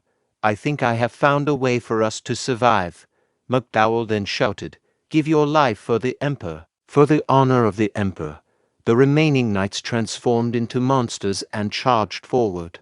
Observing this, Raul thought, "That's Black Sacrifice, a skill that sacrifices oneself by burning life energy and mana to obtain incredible strength for a very short time. They must be planning something, judging by the fact that they are using that skill."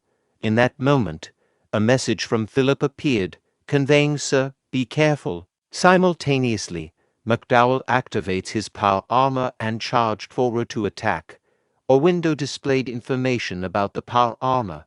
Empire K2E type power armor. Rank, Grady. Output, 0.8 CP. Uptime, 2 hours maximum. Operation mode, Mana stone consume. Defense skill, 3 circles. Subsequently, another message from Philip appeared, alerting, "They are after you." Philip swiftly rushed forward, attempting to attack McDowell, whose power armor efficiently blocked the assault.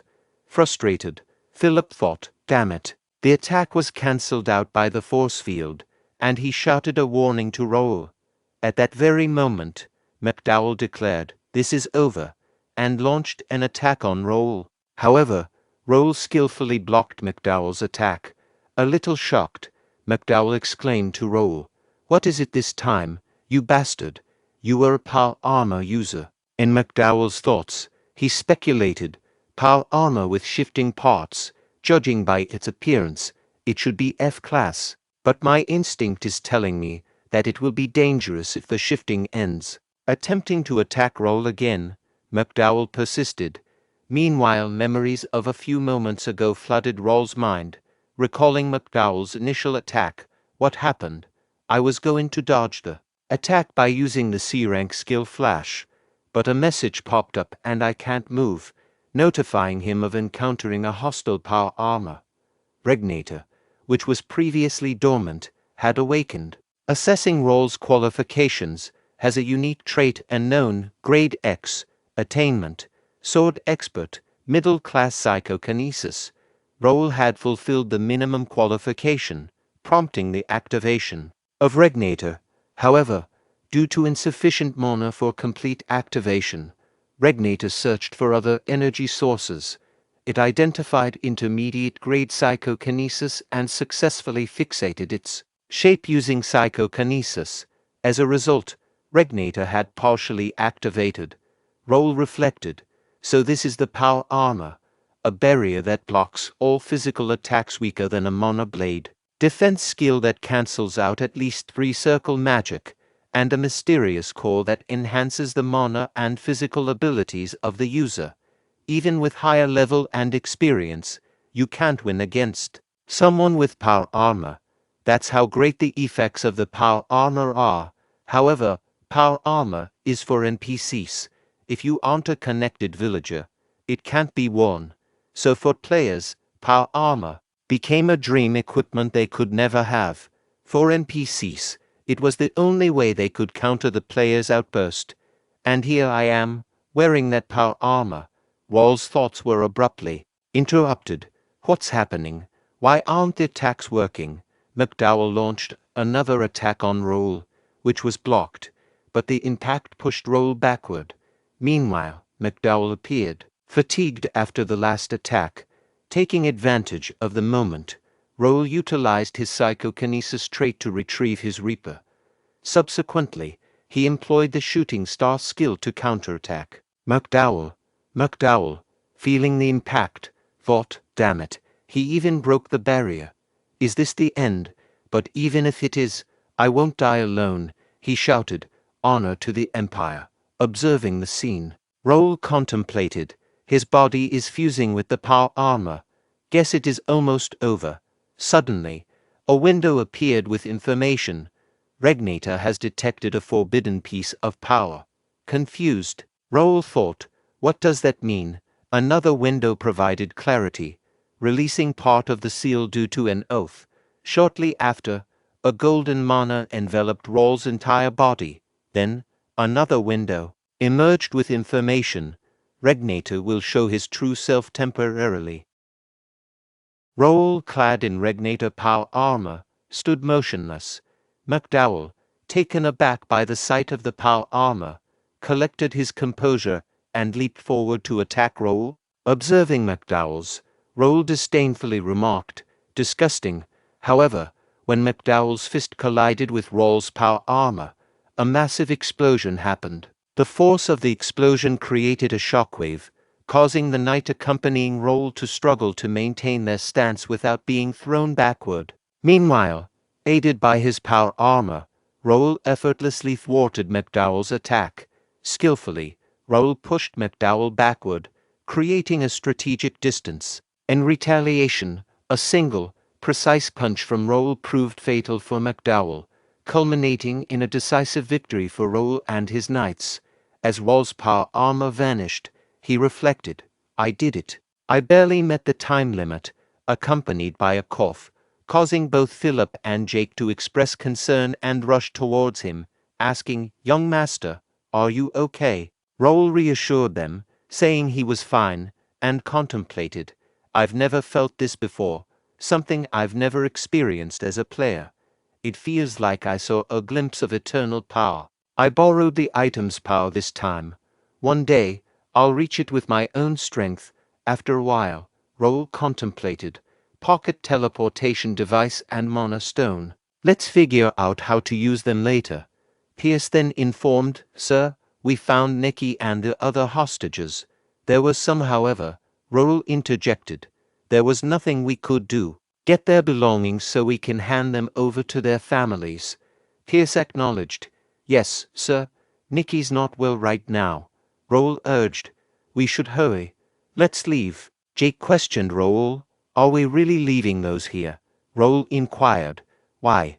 Do you want them?" Jake replied. "Of course. Many of them are useful. That thing's value can't be measured with gold." Raul considered. He's not wrong. The power armor that McDowell was wearing, I can't use it. But it can prove that we caught the Empire's spies and use it for experiments. The Imperial hounds weren't easy. They can easily take down small nobles. Many users gave up because of them. There's no need to agitate them right now. It's better to focus on our growth and expanding my influence. Raul informed Jake. "It's all part of the plan, so forget about it. Also, I finished him." Jake responded. "That's because you told us to stay away." Raul then promised a bonus for their hard work and told them to rest.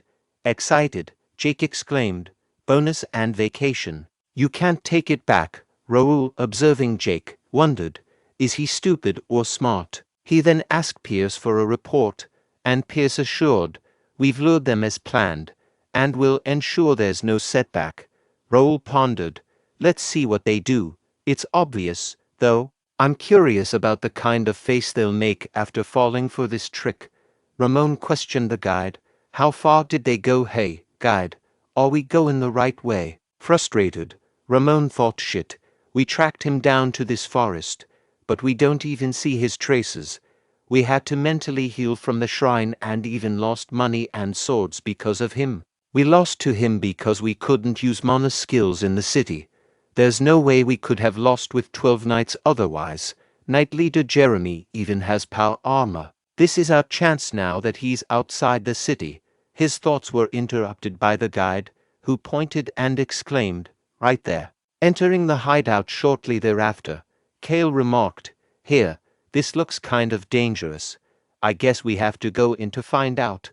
Ramon affirmed, "Of course, we came outside the city to find him. Let's go." A few moments later, Ramon commented, "We couldn't find him. But this is pretty nice," Jerry exclaimed. "Magic items, artifacts, and even corpses of wanted people. And the biggest one is this power armor." And all of them started laughing. Meanwhile, outside the forest, a knight addressed Raul, saying, "Young master, thanks for taking the trouble. We raided a hideout in the East Forest and rescued the hostages." Raul inquired, "Nice. Where are the others?" The knight replied, "They came here after their mission." Raul thought, "They are my trainee knights and first guild members. 6 of them went past expert through training, and the rest are ready to be experts. We are getting back the supplies from the North Hideout, West Hideout. Every one of them can use mana and has learned Ashton County's sword skills. With over 100 members now, normal rogues can't stand against us." Raul then commanded the knights, "Everyone's here. Let's go." The knights responded, "Yes, sir." A little later, at the gate of the Free City Mirror, one of the guards questioned, "Are they the Ashton County's people? Why are there so many?" Raul inquired, "Are you the captain here?" The captain of the guard replied, "Yes, sir. We've guided the civilians here as you requested." Raul commended, "Good work." As people gathered, one asked, "Is he the one who rescued the hostages?" Another exclaimed, "I can finally see my kids." Nokia thought, Maybe my sister. Then she spotted her sister Nikki moving swiftly toward Raul. Raul informed Nokia, Nikki's right here. Overwhelmed, Nokia expressed her gratitude, saying thank you. Thank you so much. Raul added, she's not in good shape right now. We will have to treat her at the mansion. Instructing Bernard. Bernard replied, yes, a priest is at the mansion already. Raul reflected, I saved the lives of many who were supposed to be dead and changed the future of the alchemist who would live only for vengeance. Maybe Nokia won't be a grand alchemist like she was before, and the items and potions she invented might not even appear in this world. Nevertheless, I still need Nokia for the county's future. Everything started to change when I came back to the past. I don't care even if history changes. I won't hesitate if I have to take away someone's future. I'm no longer a kind person. Even today, I could have saved so many more people if I had acted faster. Instead, I looked away from those people and chose to binge the quests and gain Nokia's interest. Still, I completed the quest overnight and saved everyone I could have. The city will be safe for now, and the mayor will visit with rewards when the sun comes up. But I still feel uneasy. Subsequently, Raul observed a woman in the crowd, tearfully uttering, my son didn't make it back. Reflecting on the situation, Raul thought about the lower-class people who couldn't pay for commissions, those who never even got a chance. Looking back, he realized that his actions were solely driven by quests and levels. He acknowledged that he never had a conversation with people unrelated to the quests. Despite telling himself he would live in the present after reincarnating, he recognized that he was still just playing around as if it were a game. Deep in thought, Raul questioned the merits of living within the system's confines.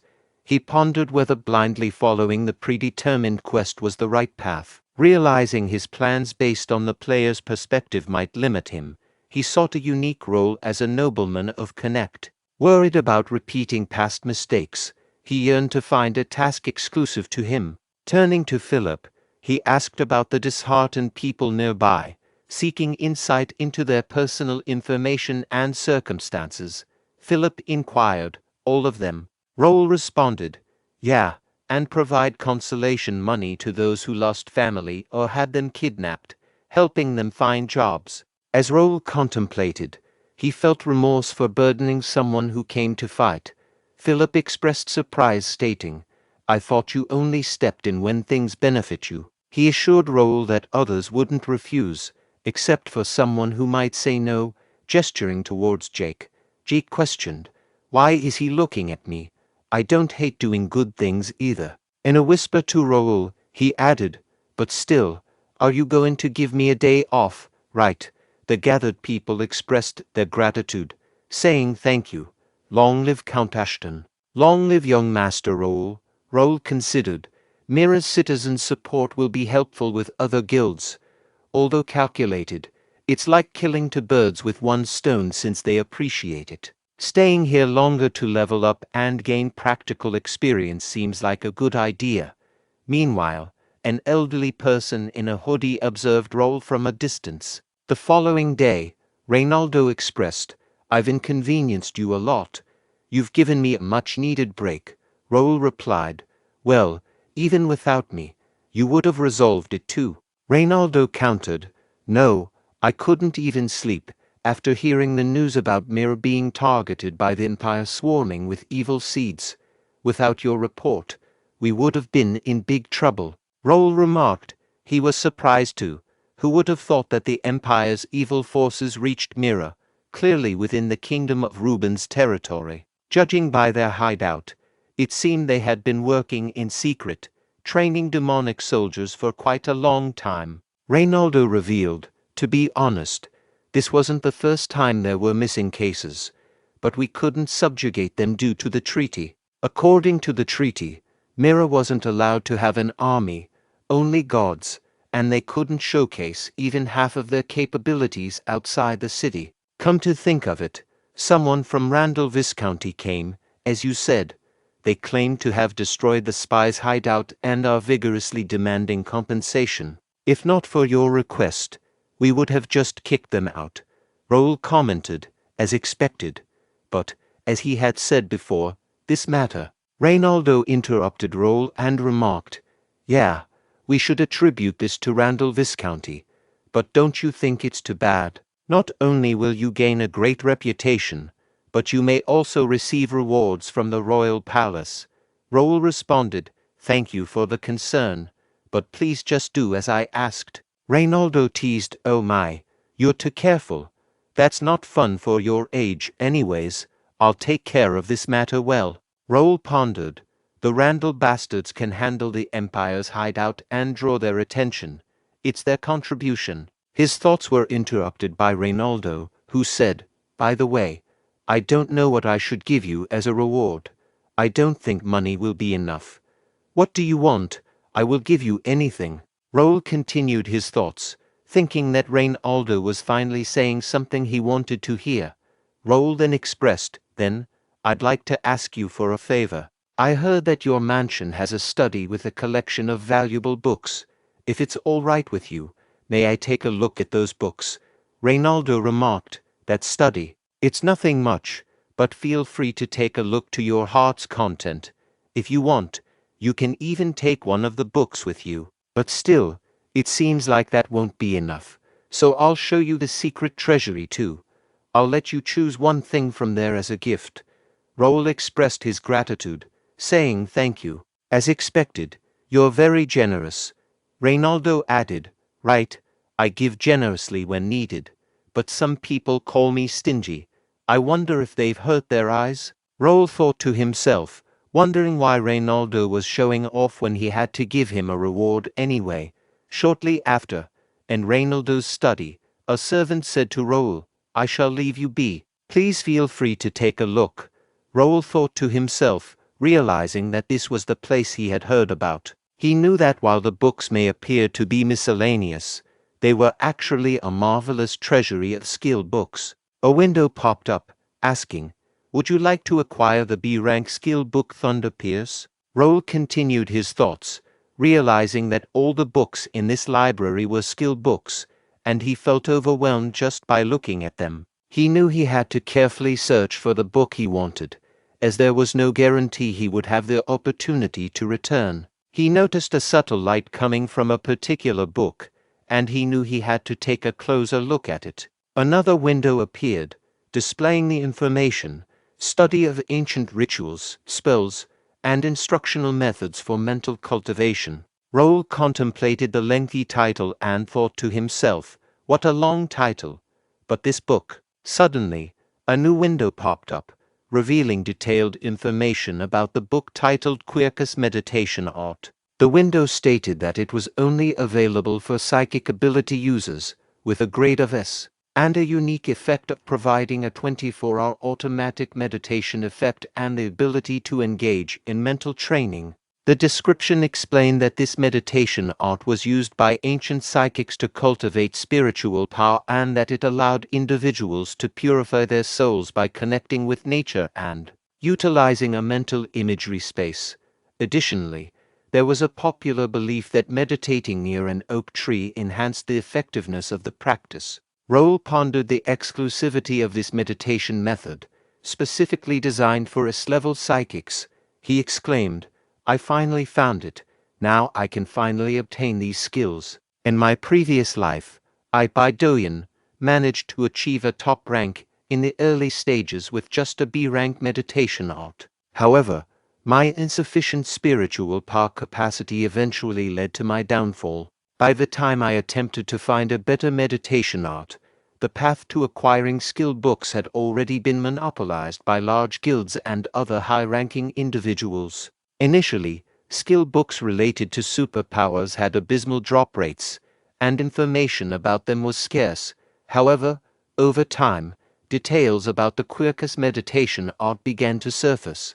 According to a renowned flame magician ranker from Japan named Sakata Shigehisa, the mayors of the starting cities concealed one S-rank skill each. Among them, Sakata had acquired a superpowered skill from Mira's library.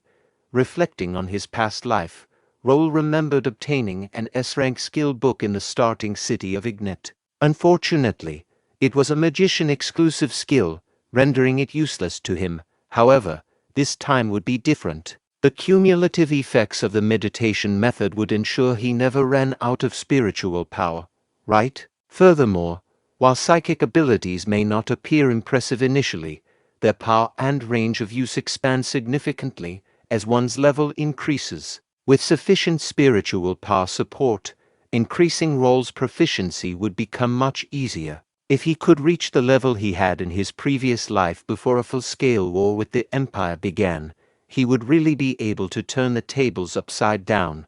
He was looking forward to that day. Raul chose a moderate mana ring from Reynaldo's treasury, knowing that there were much better things in his hometown anyway. He decided it was time to tackle some personal reorganization that he had been putting off until now. He completed all 70 quests he had gathered in one night, including the skill books below C rank and the rare grade items.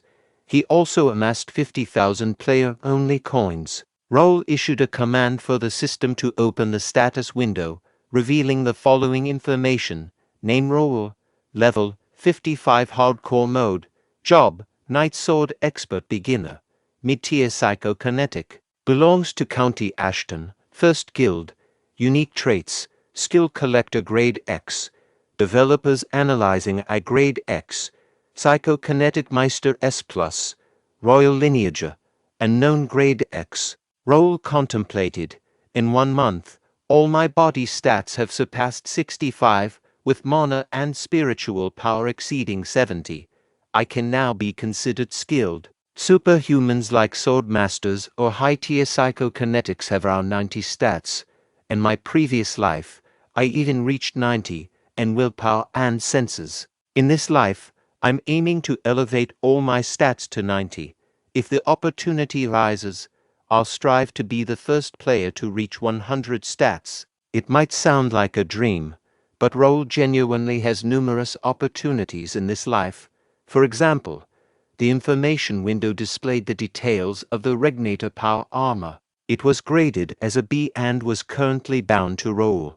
The armor was partially open but sealed, with an output of 1.5 core power. Its operating time was limited to a maximum of 5 minutes, and it operated in self-charging mode.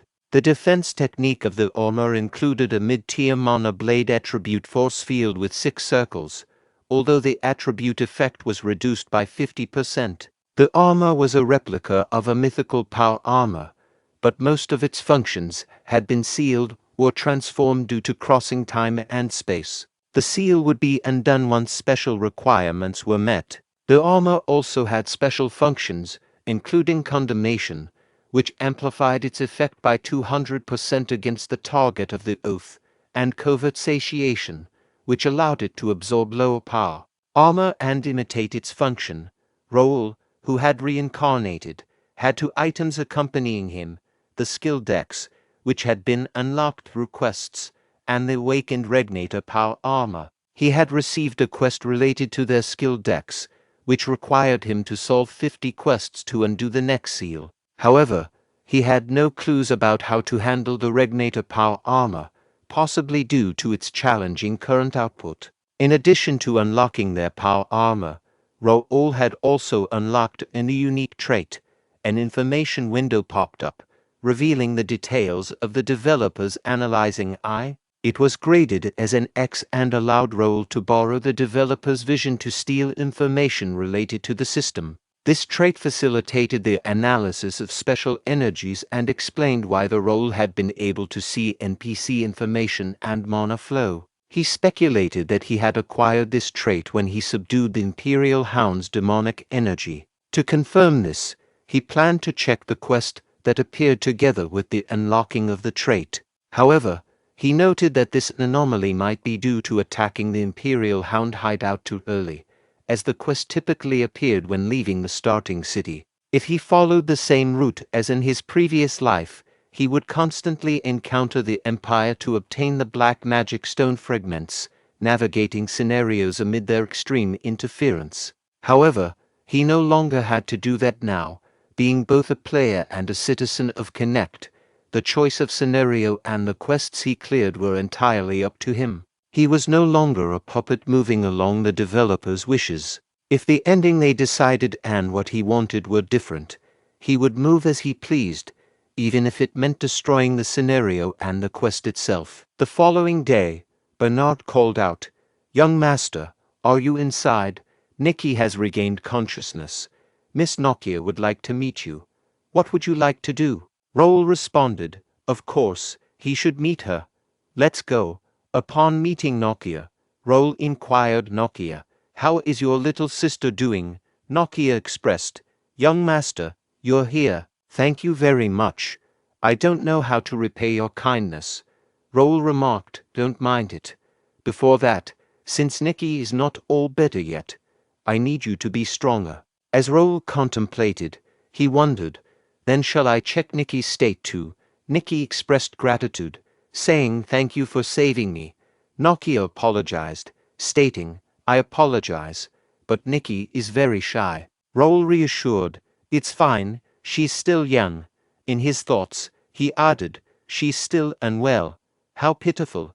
Shall I check more closely?" Upon closer inspection, Raul noticed Nikki's strong mana and pondered, "What is it? What's going on? Did the others not notice it? I thought my eyes were playing tricks on me, but I'll have to look at it again through the developer's analysis." As he observed Nikki's status window, Raul became shocked. Raul was taken aback, thinking to himself, "No way, I thought she was just a kid." As he looked at the window displaying information, he read the details. The name was Nikki, a 13-year-old with a level of 5. Surprisingly, she had no class affiliation. She was associated with the Free City Mirror. Her talent was unknown, but it had a potential grade of SS. Raul examined her stats, noting her strength at 5, agility at 3, and stamina at 3. Her intelligence was at 60, with a deduction of 30. Similarly, her willpower was at 65 with a deduction of 25, mana at 62 with a deduction of 61, and senses at 52 with a deduction of 45. Additionally, she possessed 3 unknown unique traits. Raul pondered, double S potential talent, her illness is bringing her stats down. But what if I can cure her illness and bring out her true stats? I can't even imagine how powerful she'll be. Just as he was lost in his thoughts, Nokia asked him, "Sir, what's wrong?" Raul quickly replied, "It's nothing," but internally, he resolved to delve deeper into the matter for Nikki's sake. A few days later, Raul muttered to himself, "Okay, he has all the papers he needs. He's almost done with Mira. Everything is going well." They found more rogues and slave traders and rescued 50 more people. Now Mira is the safest place. The construction of the guild house was completed, and some guild members were now living there. Many of the civilians they had rescued were willing to work for them, and Raul was confident in every aspect of their progress. The only thing left was, Bernard said to Raul, "I'm opening the door." Nokia entered the room. Raul then asked, "How is Nikki doing?" Nokia replied, "She's doing much better, thanks to the hard-working priests." "Thank you again," Raul responded. "That's nice, however." In his thoughts, he believed that Nikki's condition had not actually improved and couldn't be healed with divine power in the first place. Raul said, "I asked to see you because I wanted to talk to you." Nokia replied, "I see. I heard you are leaving today. Is that true? I haven't been able to properly thank you yet." Raul explained, "Yes, I've stayed longer than I was supposed to, so I'm on a tight schedule now." Nokia offered her assistance, saying, "Ask me anything. How may I help you?" Yet, in her thoughts, she wondered if there was a reason why he had helped her and Nikki so much. She had encountered many greedy nobles in the past and was scared that Raul might be the same. She didn't want to disappoint him. Before Nokia could dwell further on her thoughts, Raul interrupted and said, "It's not what you're thinking. Why don't you read this first?" He handed her some papers, and as she read through them, Nokia became shocked. One of the papers showed information about a pardon letter, forgiving all sins committed by Nokia in the past and releasing all charges against her. In surprise, Nokia asked, "Pardon? Is this real? How did you?" Raul said luckily, it was something that could easily be settled with money. And Raul thought, the paper he had just given Nokia pardoned her of her sins. He had to use quite a lot of money to get permission from the Alliance, but that was nothing compared to her worth. Meanwhile, Nokia thought, she had suffered through 5 years of pain because of the mana restriction. It was a problem she thought she could never escape. Raul had solved it so easily. She realized she was stupid to have compared him with other nobles and felt arrogant for doing so. Raul asked Nokia if she was okay with it. Could she tell him how she got her mana restricted? Nokia said, when she was a kid, she left her hometown. Her alchemist teacher saw her talent as an alchemist and helped her get into the Alchemist Association. She made a name for herself as a young talented alchemist and even mastered 3-circle magic at the age of 13. But then misfortune struck when there was a disease outbreak in her hometown and she lost her family. Only Nikki was left when she arrived. She tried to bring her to the association and live with her, but the misfortune didn't stop. When Nikki turned 6, she got an incurable disease, probably because of Nokia's exposure to hazardous substances. Nokia focused on finding a cure for 2 years and made it to the 5th circle at the age of 18 during the process, but it meant nothing to her. When Nikki's death was approaching, she couldn't think of any solutions. She broke the taboo by using alchemy on a person and kept Nikki alive using materials she stole from the association. However, Nikki couldn't even stay awake without medicine. Then she was caught breaking the taboo and got kicked out of the association with constraints. They settled in their current location after wandering around for a while. The city was safe and the blessings of God helped with Nikki's illness. However, mana restrictions and a sick sister didn't look good to the people here, so his talk was interrupted by Raul, who said, "You've been through a lot. Now drink this. It will free you." Nokia took the potion from Raul and drank it. Nokia thought, it's been 5 years, but it still feels relaxing. I missed it. Meanwhile, the status window of Nokia popped up, revealing information. Nokia was 23 years old, at level 68, and an intermediate alchemist 5th circle. She was affiliated with the Free City Mirror. Nokia's stats included a potential talent grade S, unique traits such as Master of Alchemy grade S, Precise Tuner grade A, Genius Absurdity grade A-, and one unknown trait. Nokia thought, I get it now, what he really wants from me. Nokia then said, I, Nokia, will be loyal to Sir Raul. I am eager to see you save many others, just like how you saved me and Nikki. Raul replied, I accept your loyalty, and I won't forget what you said. I'll give you this as well. Nokia asked, this is, Raul answered, it's for Nikki's illness, a monofalaria. A great alchemist that's no longer in this world left this. There's a part missing in it, so it needs more research. Nokia, make the perfect cure using that. That's the first order I give you as your lord. Nokia said, I'll make the perfect cure with my life. And Nokia thought, I decided. For the rest of my life, I'll live for him. Raul observes Nokia exiting the room, though he is still talking and acting awkwardly. However, he knows he has to practice as this is his home and the people he interacts with are citizens of Connect. Today was a great success for Raul. Nokia was the first member who wasn't assigned to her, and she is an alchemist who will leave a mark in history. She will create the cure. Nokia herself is a great alchemist who is no longer in this world. In the past, she also fought the incurable disease called monofalaria. After extensive research, she finally developed a cure, although many people were sacrificed in the process. It doesn't matter now. Raul considers himself lucky that data about Nokia cure is still available in Cafe Link. He purposely gave Nokia the defective version so that she could grow. Hopefully, Nokia will no longer feel burdened by Nikki when she creates the cure. Even if she can't make it in time, Raul can provide her with the remaining data. Everything Raul had planned to do in Mira is now complete, and he must prepare for his next destination. The next destination is the capital of the Ruben Kingdom, also known as the Tomb of Sword, Metropolis Turium. Raul is getting excited about what will happen in the vast city. Let's get going. A few days later, Raul muttered to himself that they had arrived at the capital of the Ruben Kingdom, Turum. Jake expressed his amazement at the large number of people in the capital, noting that it was quite different from what they were used to. Raul confidently stated that there was no need for them to wait in line, as they were from a county and could enter without any issues. The knights acknowledged his command. Raul then pondered the fact that he had left most of the guild members in Mira and only brought a small group with him, hoping that it would make their mission easier. After entering the capital, he wondered why there were no carriages or escorts waiting for them.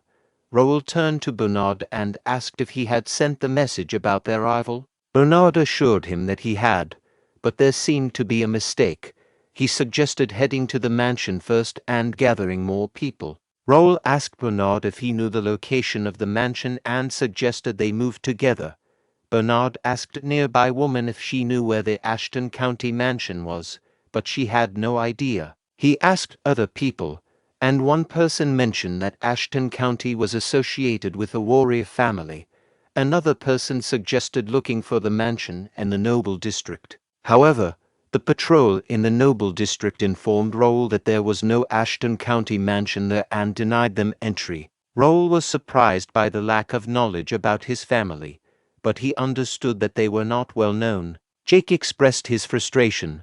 Soldiers are dying stopping monsters at the Ashton County and you are asking where Ashton is. You don't even know who's maintaining this peace, you son of... Raul realized that it made sense for civilians to be unaware of their family, as they rarely visited the capital. However, he found it strange that no one even knew about the mansion's existence, considering its purpose for exchanges with nobles and royals.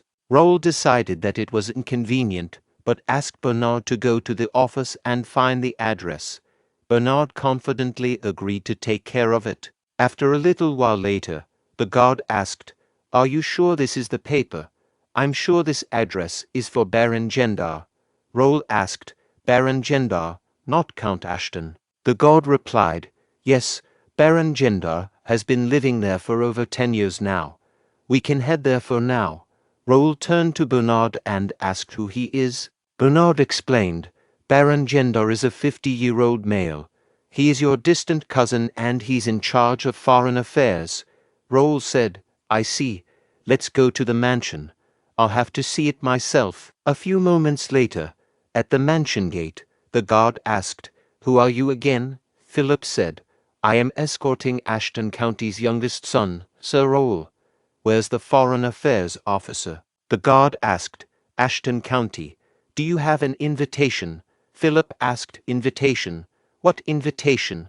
The guard said, "You came to a party without an invitation. Please wait over there. I'll be back." Raul was surprised and said, "Party?" Jake advanced with anger towards the guards and said, "What the fuck is happening here? You are asking the owner to wait outside?" "I don't care who Baron Gendar is. Tell him to come out." Meanwhile, all the guards dropped their weapons and ran away, saying intruders. Jake was surprised by that and asked, What the fuck just happened? Are they running away?" Raul said, "Let's go inside." A person with more guards blocking the path of Raul and his knights approached them and said, "Stop there. You are not allowed to enter this place." He asked, "Who are you?" Philip said, "I am Philip of the Golden Bear Knights of the Ashton County." "Where's Baron Gendar?" The person asked, "Why are you intruders looking for the Baron?" And then the realization hit him. "Wait, Ashton County." He said, "I'm sorry, I heard you were coming, but it was late. I'll let the Baron know right away." "What are you guys doing?" "Bring them to the reception room," his fellow knights said. "Yes." Raul thought, "What the hell is happening? This place is as big as he had heard. It would take forever to go around even with a carriage. Is that That's the building only the direct lineage of the Ashton County can use. Why do I hear music from the building, and there are strangers rolling in the front yard? Jake asked, is there an event today? Someone said there's a party. The god replied, you didn't know. Today is Baron Gender's third son, Aaron's birthday party. Parties happen too often here, so we get confused as well. Jake asked angrily, what?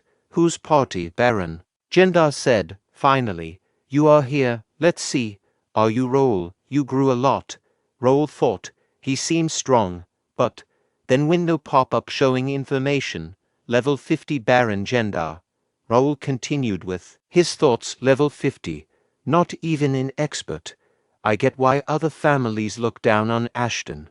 I get why father put this guy in charge of foreign affairs, but I can't accept it. He's even looking down at me. Raul asked, do you know me? Baron Gendar said, you must have forgotten since it's been a long time. I'm basically your uncle. I'm like a brother to your father. Raul said, my uncle? I've never heard your name mentioned as my uncle. Baron Gendar laughed and said, clever. It must be hard for you to understand since the Ashton family tree is a bit complicated. You can just call me uncle. Raul thought, he thinks I'm stupid. I won't let him take advantage of me. Raul said to Bernard, can you re-explain what this guy has to do with me? Bernard replied, yes, sir. Baron Gendar is Count Ashton's second cousin. He is your third cousin and is in charge of foreign affairs at the capital. Baron Gendar said, what are you doing in front of an adult?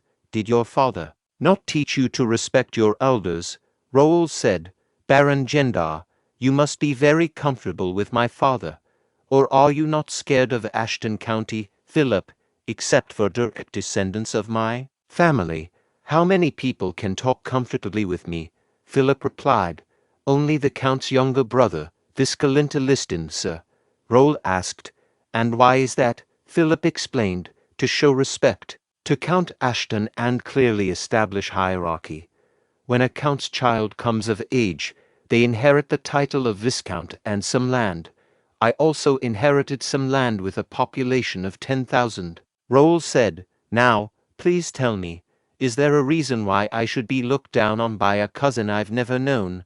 Baron Gendar admitted, my fault. I forgot Sir Raul is now an adult. Of course, I will now show respect. Are you satisfied, Sir Raul? Raul replied, whatever. I think you have a lot to explain.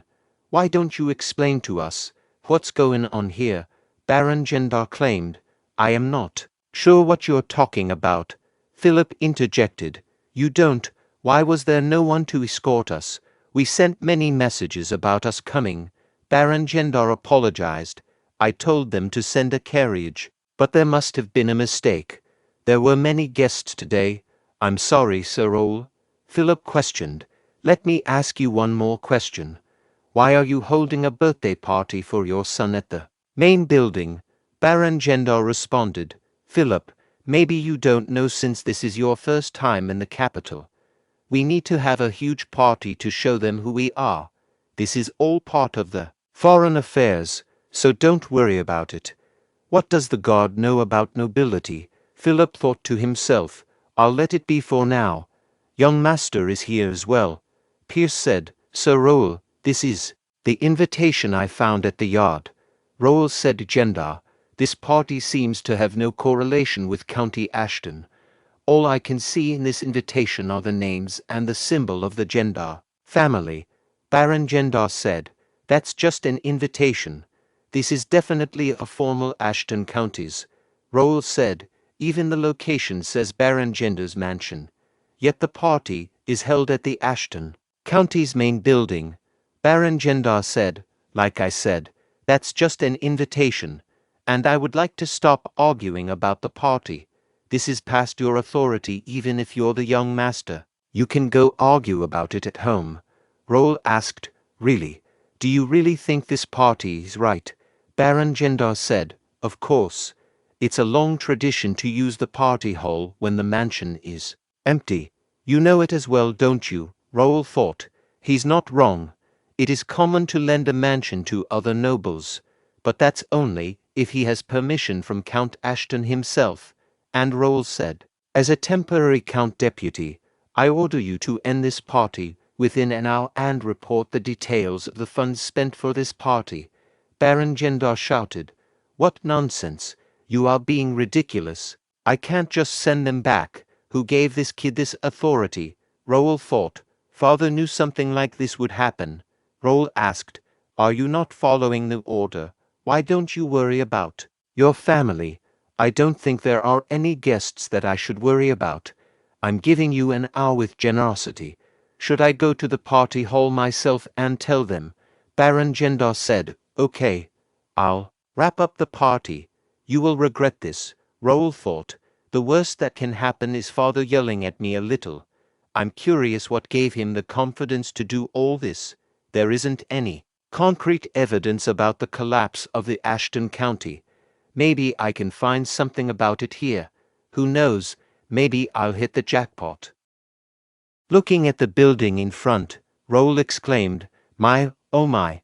He thought to himself, the place that they escorted me to isn't the main building, but the mansion's annex. The servant who was escorting them explained, the Baron said that since the main building is crowded, he wanted us to prepare a quiet place for you. Raul thought to himself, dismissing it as nonsense. He firmly stated, I don't wish to hear it.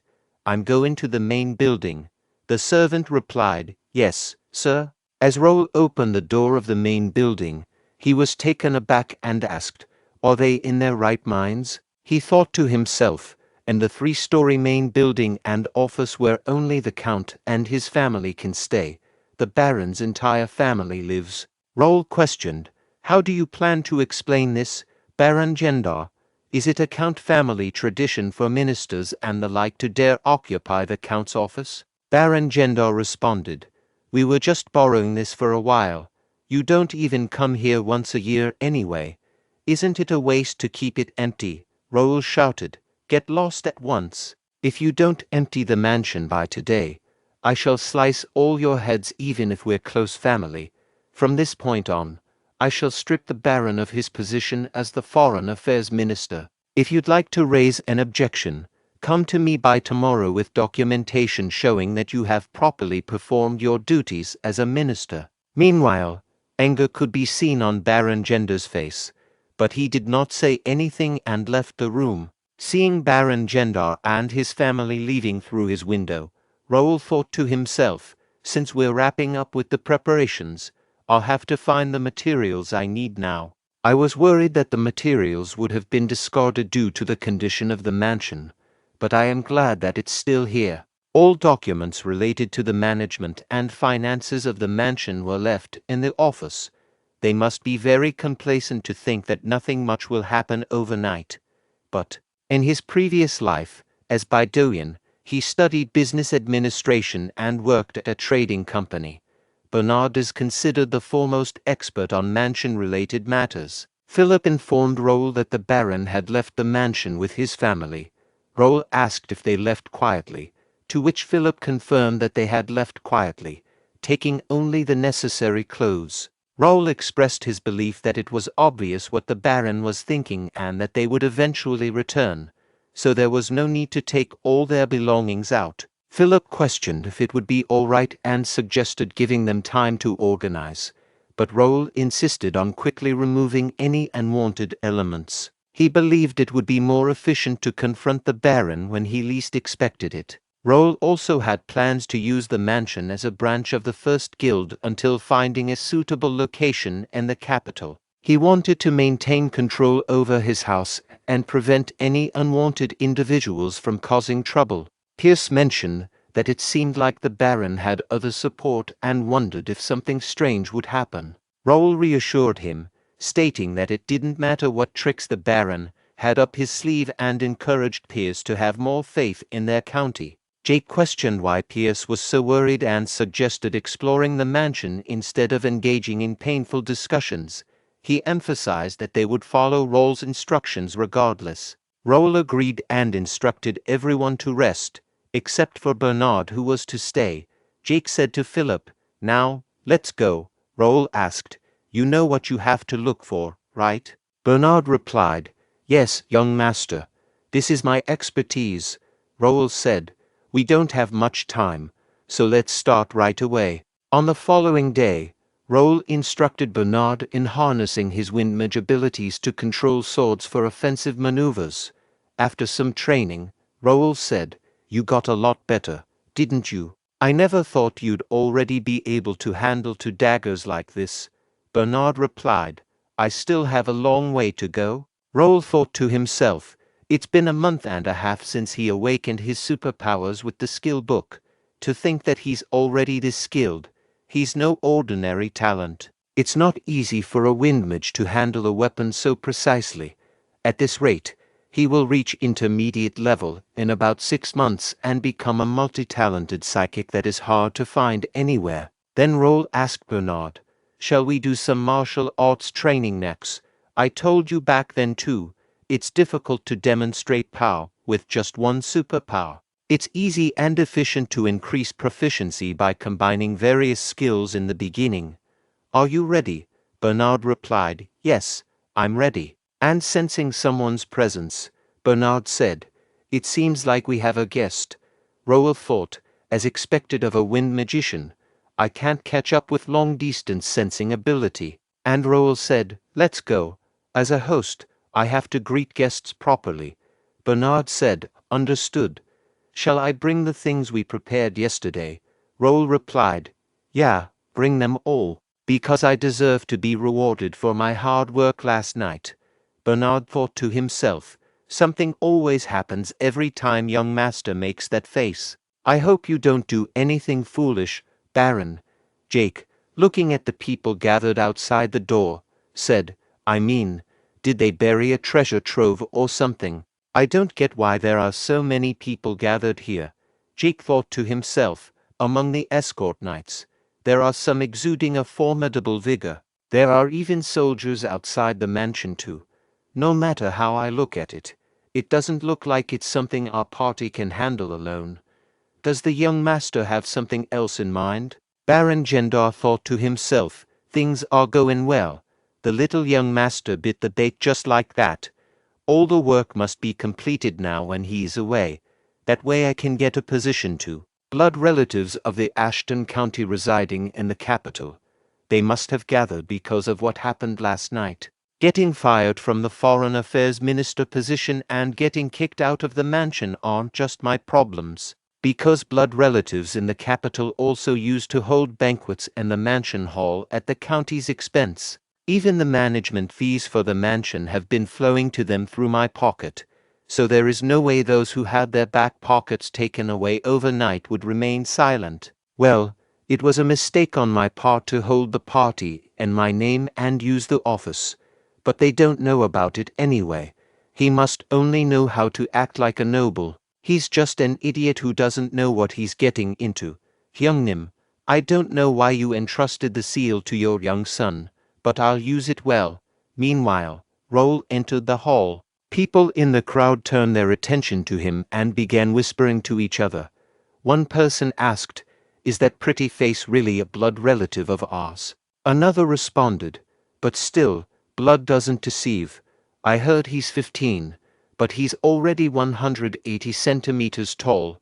A third person questioned, Is it that young bastard who's bothering Baron Gendar? A fourth person inquired, Is it really true that he won the swordsmanship competition? Raul found himself unexpectedly standing in front of a large group of people. He spoke up, Is everyone here because of the matters with Baron Gendar? Baron Gendar replied, That's right. Your blood relatives are angry at your unreasonable behavior and have gathered together here. How about you apologize to the adults and fix this mess now? Raul asked, Then, I can assume that Baron Gendar represents everyone here, right? As I promised, I will try to sort out my rights and wrongs. Baron Gendar scoffed, How funny of you, your rights and wrongs. In the first place, this mansion has been managed alternately by blood relatives living in the capital for decades now. It's not a playground that can be messed around in by a young brat from the main family who doesn't even know anything. People in the crowd directed their comments towards Raul. One person exclaimed, "That's right. Is the main family looking down on us?" Another added, "The Count is too much too. To think that he'd give the authority to represent him to a child. On top of that, he even gave less subsidies. What is he doing when opening additional mansions and improving management methods aren't enough?" Raul thought to himself, "At this point, I won't have time to tell them what Baron Gendar did and why he was fired.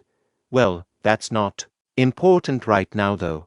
Things may get more complicated than expected. A total of 5 forces have gathered here. First, Ashton County's blood relatives.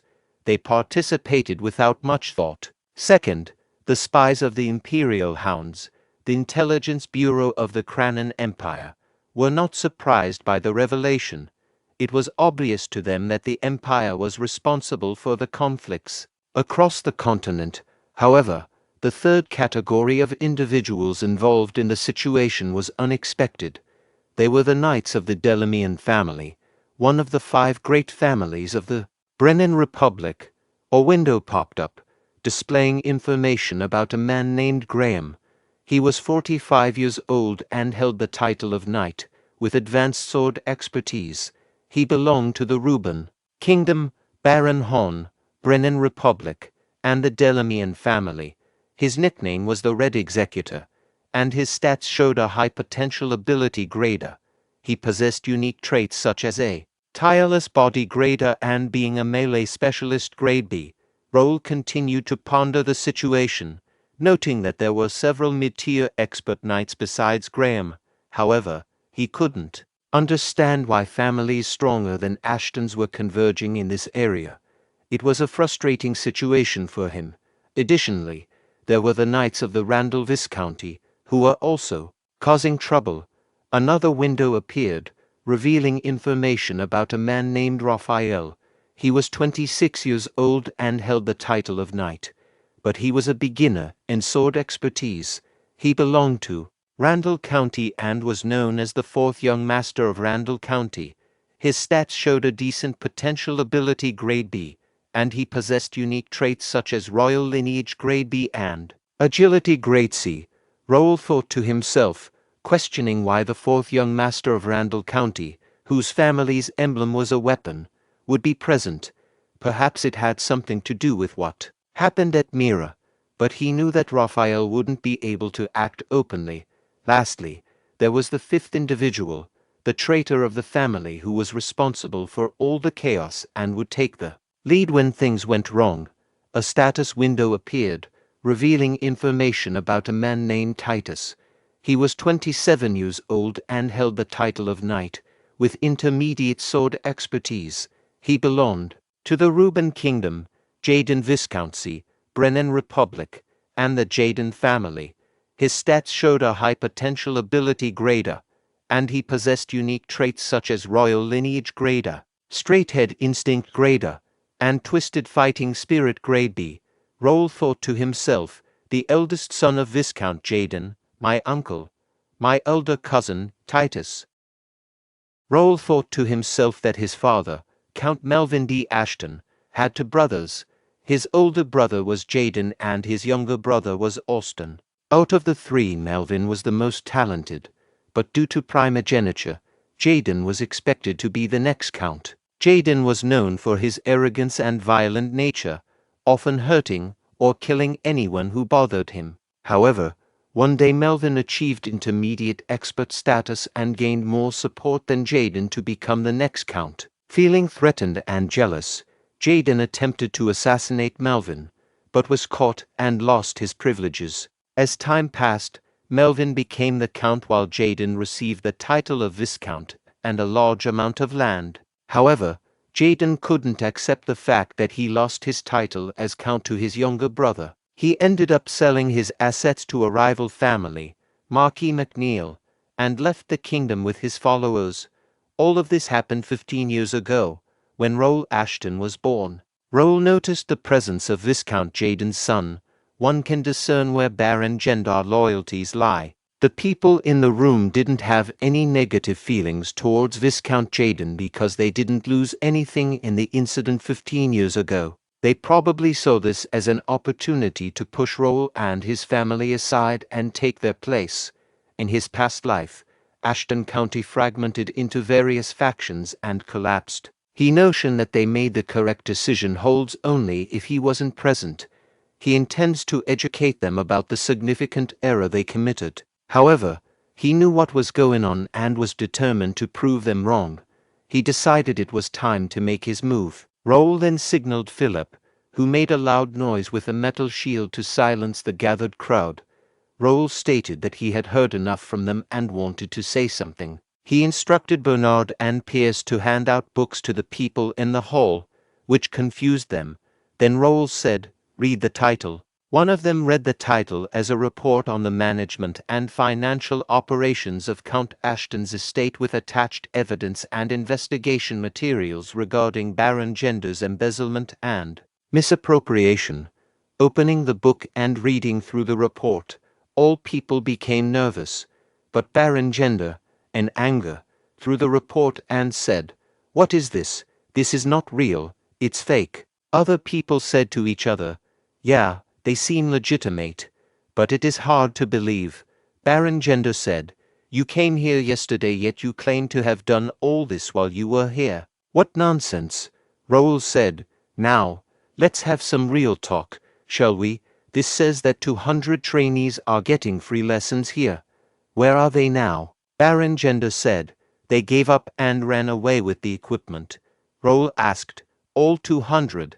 Are you saying they were all from somewhere else? It's weird how you chose every trainee from outside the capital when the point of the free lesson was to gain popularity in the capital."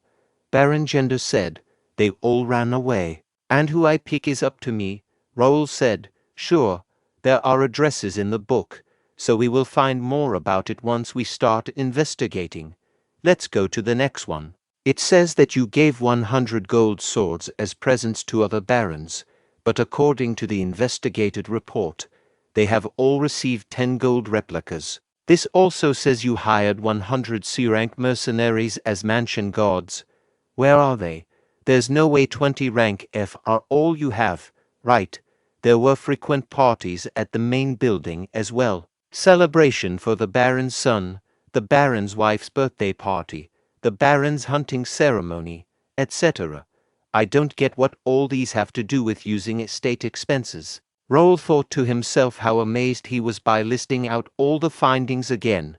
He had to stay up late to gather all the information. Last night, he discovered that some of the papers were fake, so he had to sneak into the Baron's house. With his analytical and Pierce observant skills, they were able to find the real book of accounts.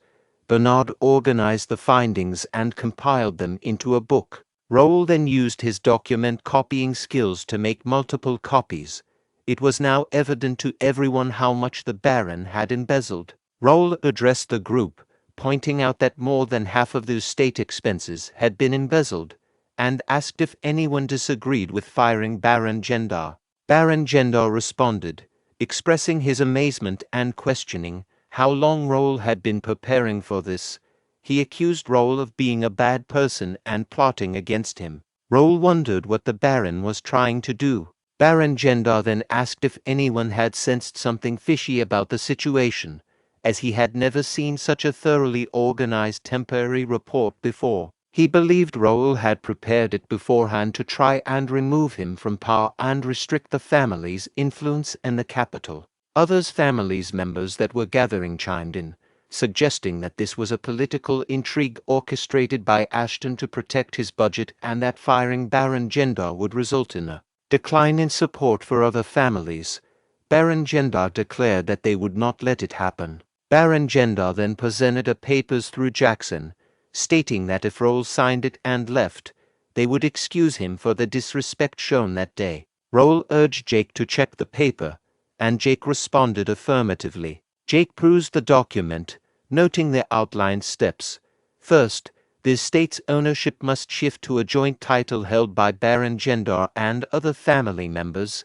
Second, family members in the capital will dictate the estate's management, including stewardship, and third, the exclusive sharing of the sword skill, originally confined to the main family, will now be unrestricted among the branch family members. Jake was reading the paper and became angry. He shouted, "They have all lost their minds. They were all having parties with the money we made from killing monsters. And what? Ownership, sword skill. Go screw yourself." Baron Gendar responded, "How rude. You have no right to speak to me. Is this really what the main family wants?" Jake replied, "So what? Like I said, go screw yourself. We are not giving you this house. This is by far the most brilliant bullshit I've ever heard. You damn dogs." Baron Gendar exclaimed, "How dare you?" and pulled out a dagger. Philip and Piers also pulled out their weapons. Suddenly, everyone in the room drew their weapons towards Raul and his knights. Raul intervened and said to Jake, "Stop." Jake obediently replied, "Yes, sir." Baron Gendar thought to himself, "He doesn't care that I pulled out a knife. I only did it to threaten him. But those three right there are the best knights in Golden Bear. I stand no chance." Baron Gendar then addressed Raul. "He insulted us. If you don't execute him and apologize, I will consider you the same. Apologize if you want to avoid bloodshed." Raul smiled and responded, "I mean, Sir Jake didn't say anything wrong. Why don't you stop acting? I don't expect this to be solved with these papers. I thought you'd be embarrassed at least." Raul also pulled out his sword and added, "I guess you are a greater person than I thought you were. You knew, right, that I would never sign that paper over your bullshit. So say it. Say what you really want." Meanwhile, Baron Gendar was taken aback by Raul's actions and thought to himself, "I heard the youngest is the weakest and talentless. How is that?" However, Baron Gendar was determined not to back out now. He confidently stated, "There's no use trying to bluff. You can't leave this place unless you sign the paper." He repeated, "You can't leave this place unless you sign the paper." Meanwhile, Raul advised Baron Gendar to think carefully.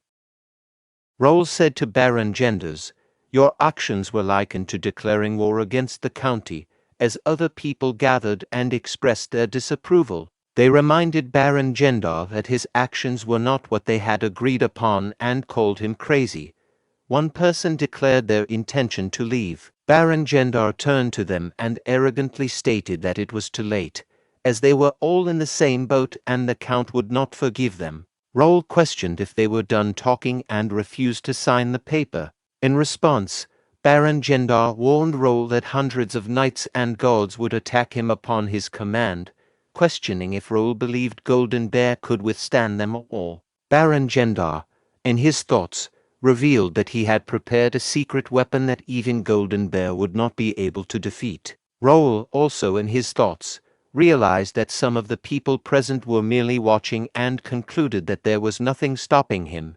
He confidently challenged Baron Gendar's threats. Baron Gendar was shocked by Raul's response and wondered why he was so confident, as he had expected to be able to intimidate him with armed soldiers. Baron Gendar acknowledged that using the secret weapon would lead to war and expressed his desire for Raul to be as weak as the rumors suggested. He demanded proof of Raul's lineage, insulting him with fake documents and disrespecting him in front of the gathered crowd. The people were surprised by this request, as it was a dual request that could only be used once in a lifetime and was typically used against superiors. They questioned the forced nature of the situation, considering that Raul was Baron Gendar's nephew.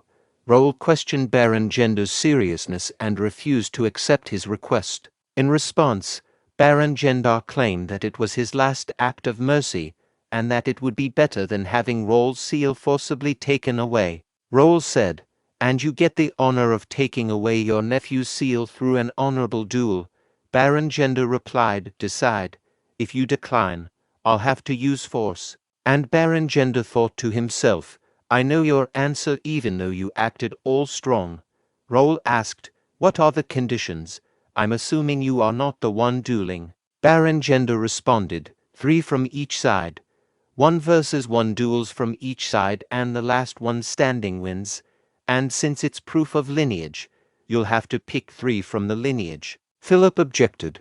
No way. There's only Sir Raul on Ashton's side. That is not fair, Baron Gender stated. There are many others of the lineages here. If they think Raul is right, they can stand on his side. It's not my responsibility if no one stands by you. Meanwhile, Raul stopped Philip and asked, and the bet of the duel? I'll sign the paper if I lose. What are you betting? Baron Gender replied. I don't think it matters. Do you want anything from me? Raul said. It's a fair duel, so the bets should be fair too. If I win, I'll take every family's house that has signed the paper. The members of the families that signed the paper exclaimed. What? That's ridiculous. Raul said, if you don't agree, there's no duel. What do you say? Baron Gender thought to himself. What is he thinking?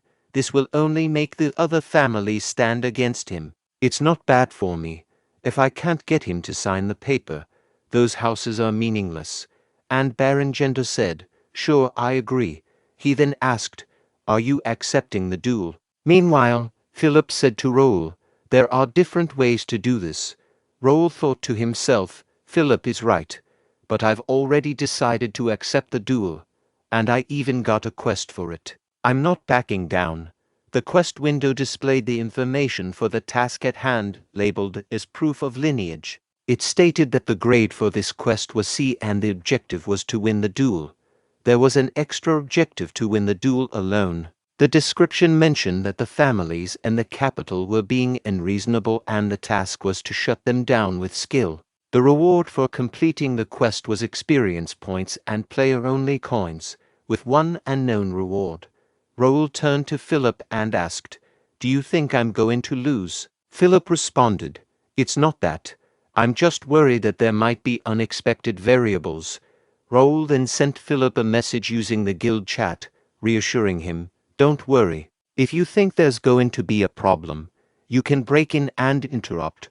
Raul suspected that the opposing side might be thinking the same. In his thoughts, Raul believed that this duel was merely for show and that the opposing side wouldn't accept the consequences even if they lost. He then addressed Baron Gender, saying, I'll accept the duel. Who's going to be the judge? I don't want you to be unreasonable after you lose. Baron Gender assured him, don't worry, I have a special guest here. He turned towards Raphael and asked, may I ask you to be the judge? Raphael reluctantly responded, I guess I have to now. People were surprised by that. They began to ask questions.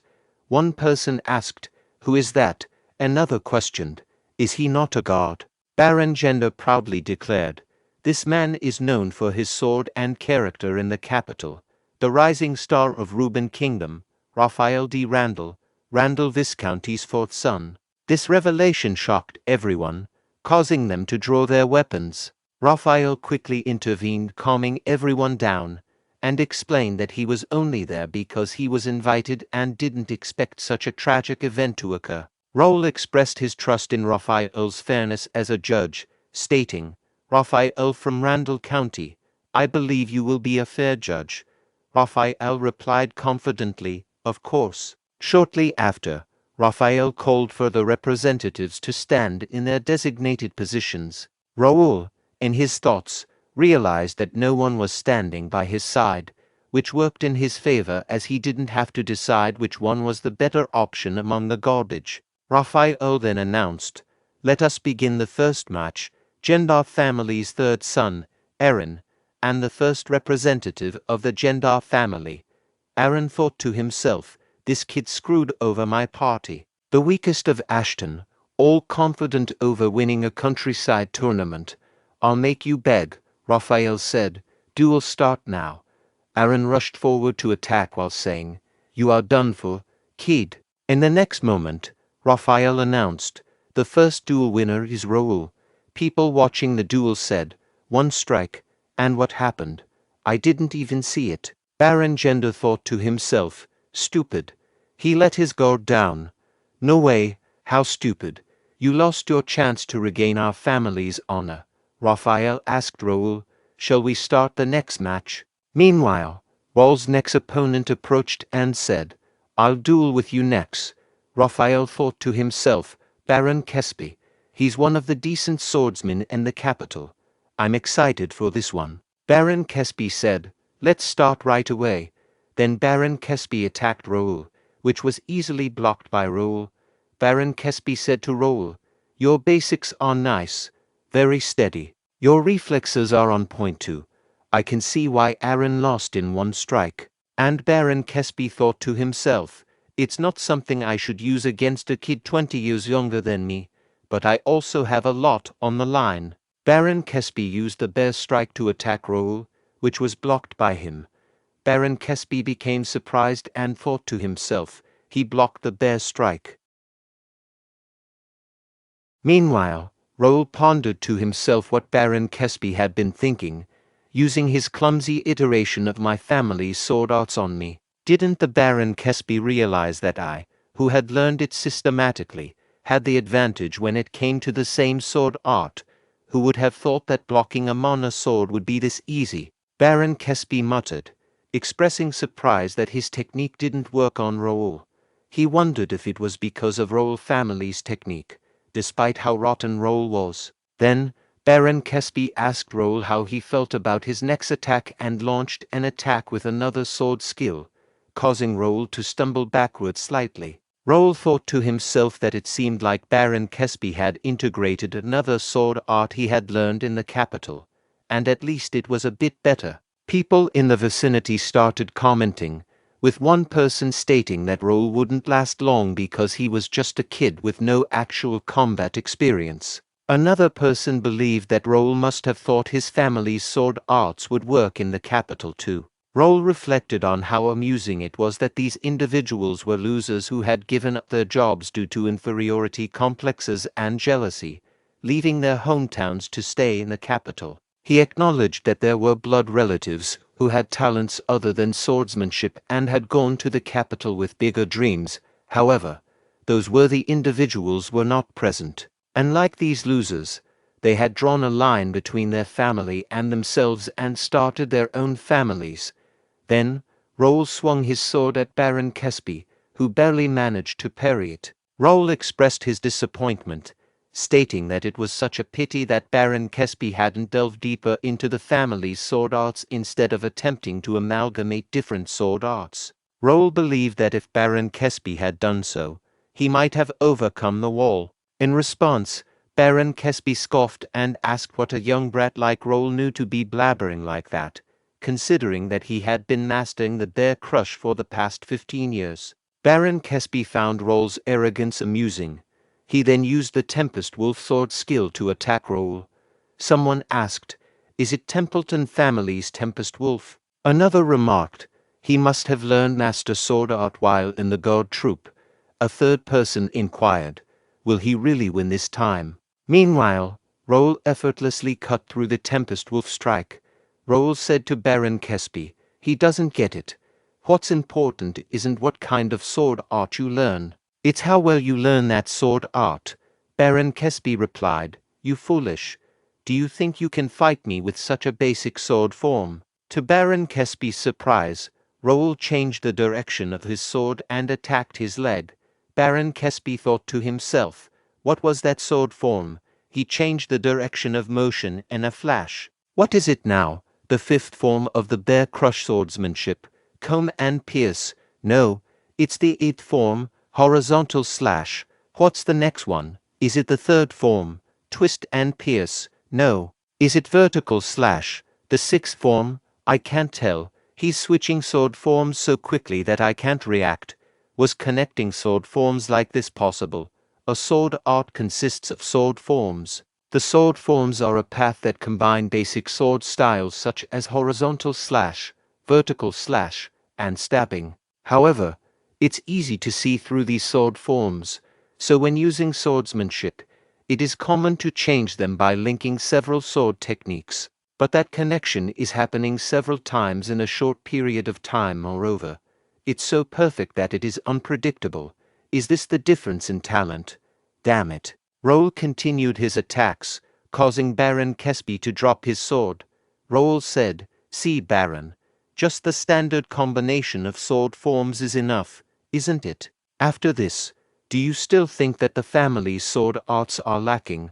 Baron Kesby replied, you monster bastard. And Baron Kesby thought to himself, if you have that level of visual acuity, reaction speed, and judgment, the sword arts aren't important. He fell to the ground unconscious. Raphael announced, the winner of the second duel is Raul. People started saying, Baron Kesby has been defeated.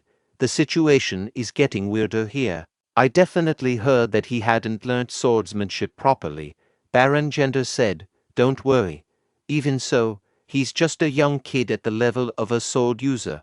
Doesn't everyone know who the last contestant is? Hearing that, people became happy and said to each other, indeed, if it's him. No matter how amazing the family's sword arts are, that's all they are. Raphael said, now then, calling the last contestant to the front. Raphael thought to himself, this is pretty entertaining. I get to watch these Ashton bastards, who are such a thorn in our eyes, eat away at their own flesh. I'd like the little kid to lose, but honestly speaking, who wins has nothing to do with me. The third and last contestant said, it's finally my turn. Raphael thought to himself, was he Dave? He isn't exactly a memorable one. He's the eldest son of Baron Gender, a bit older than me. I heard he overcame his wall. Well, it doesn't matter. Struggle until the end, little kid. Raphael announced, the third match begins. People urged, Dave, crush him underfoot. Raul thought to himself, who would have thought they'd put in this much effort? Dave said to Raul, little kid, I won't say this twice. Give up on the match while I'm being nice. If you don't, I will cut off your limbs with this sword. If you plan on dealing with me with those stupid sword arts, it'll be a good idea to quit. People exclaimed. Witness that crystal clear mana blade. As expected from Dave, experts are certainly different. Raul said to Dave, stop saying useless nonsense and bring it on. Dave rushed forward saying, fine. I will give you what you want. Don't regret it later. Subsequently, they clashed their blades in a fierce encounter. Dave said to Raul, you're so good at attacking while making noises. Why don't you keep it up? Raul thought, is the physical increase that much? In the end, how long will the effect last? As I thought, this doesn't last long. Dave said to Raul, you bastard. Are you just going to keep blocking? Raul thought to himself, it cracked the blade. If a user's intermediate mana sword collides with an expert's mana blade, an average sword is bound to break. But as I thought, it isn't a real mana blade. Now that we've seen everything, shall I wrap it up? Raul rushed forward with great speed, leaving Dave confused about Raul's whereabouts. Then, Raul whispered near Dave, this is it, fake expert. No, Empire's dog. Dave said to Raul, what, how arrogant, however. With the clashes of both their blades, Raul's sword broke. Raul immediately attacked Dave, punching him in the face, causing Dave to be pushed backwards. Raul rushed forward to continue his attack, saying, rest in peace. Dave was struck in the face, resulting in him being propelled backward and colliding with the wall behind him. Raul then said, Judge, Raphael announced, the winner of the third and last duel. I declare Raul to be the winner. Raul moved back to the stage and said to Philip, so unfortunate. I like this sword. Philip replied, nice work. Raul responded, it wasn't that hard, Philip. When this is over, rest the one I just went against. I think he has the Empire's stigma on his body. Philip agreed, saying yes, sir. His movements also seemed unusual from my perspective. Pierce said to Raul, sir, I brought an extra sword, handing it to him. Raul turned to the people gathered and asked, now, what should I do? Baron Gendar thought to himself, how did Dave bend the rules? But he's still a sword expert. Why is my son lying down there instead of that kid? Baron Gendar exclaimed, no, he's a fraud. He must have done something. This duel is cancelled. It doesn't count. Baron Gendar thought to himself, it's useless. Everything's falling apart. He then realized, yes, papers. I have to hold on to those papers. That's the only way I can stand next to Jaden or the Randall family, Baron Gendar commanded. Take the papers from him. What are you guys doing? Go. Baron Gendar's followers pulled out their weapons and said to each other, right, there's no going back. Raul thought to himself, as expected. He said to his knights, let's play along with them for now. Jake said, I was waiting for this. One of the servants shouted, no one goes near him.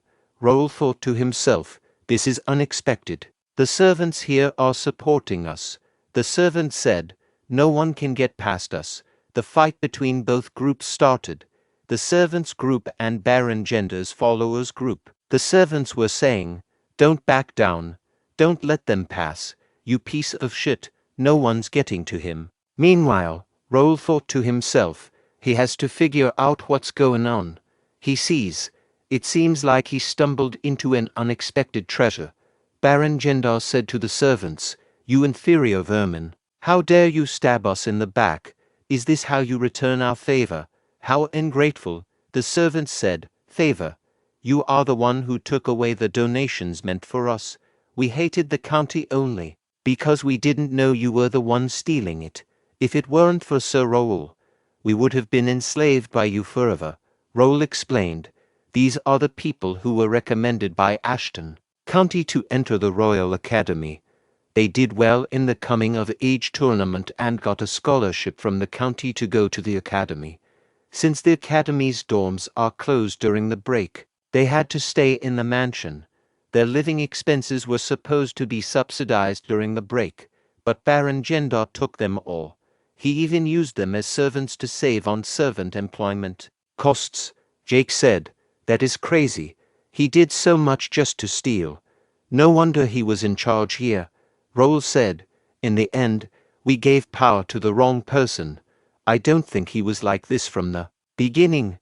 Jake asked, what should we do? Someone will get hurt if they really start fighting. Raul said, don't worry. He's about to get here. Jake asked, who? A loud noise echoed, followed by a voice at the door commanding, move. Who do you think I am? Responding to this, Baron Gendar's followers hurriedly fled from the entrance, shouting, Aster. Baron Gendar asked, what's going on? Who is that? One of Baron Gendar's followers replied, we are in trouble. They sent Dylan. Dylan asked, who is it? Who's swinging a sword inside Ashton County's mansion? People looked at Dylan and began talking amongst themselves. One person said, an inhuman-sized body. Another person added, his arm is the size of a man's waist. He must be Dylan. A third person questioned, why is the Countess here? Meanwhile, Dylan and his knights entered the mansion. A follower of Baron Gendar aimed his sword at Dylan, who responded by delivering a punch and ordering, remain. On the ground, people started whispering to each other, wondering how it was possible. One person said, he's the strongest in the kingdom. Dylan asked, where is this kid? He looked around and spotted Raul saying, there he is. As Dylan neared Raul, he drove his sword into the floor and, while lifting Raul like a baby, asked, my youngest brother, how are you doing? Did anyone bully you? Are you eating and sleeping well? Are you really okay? Raul replied, brother, I'm getting dizzy. Let me go. Dylan laughed and said, right, you've grown a lot in the last 2 months, but it's not enough. If you are a man, you have to grow nice muscles like mine. Raul agreed and asked, did you, by any chance, come all the way from home like that? Dylan responded, of course I did. Clothes feel uncomfortable nowadays. It feels nice showing my muscular body to everyone in the capital.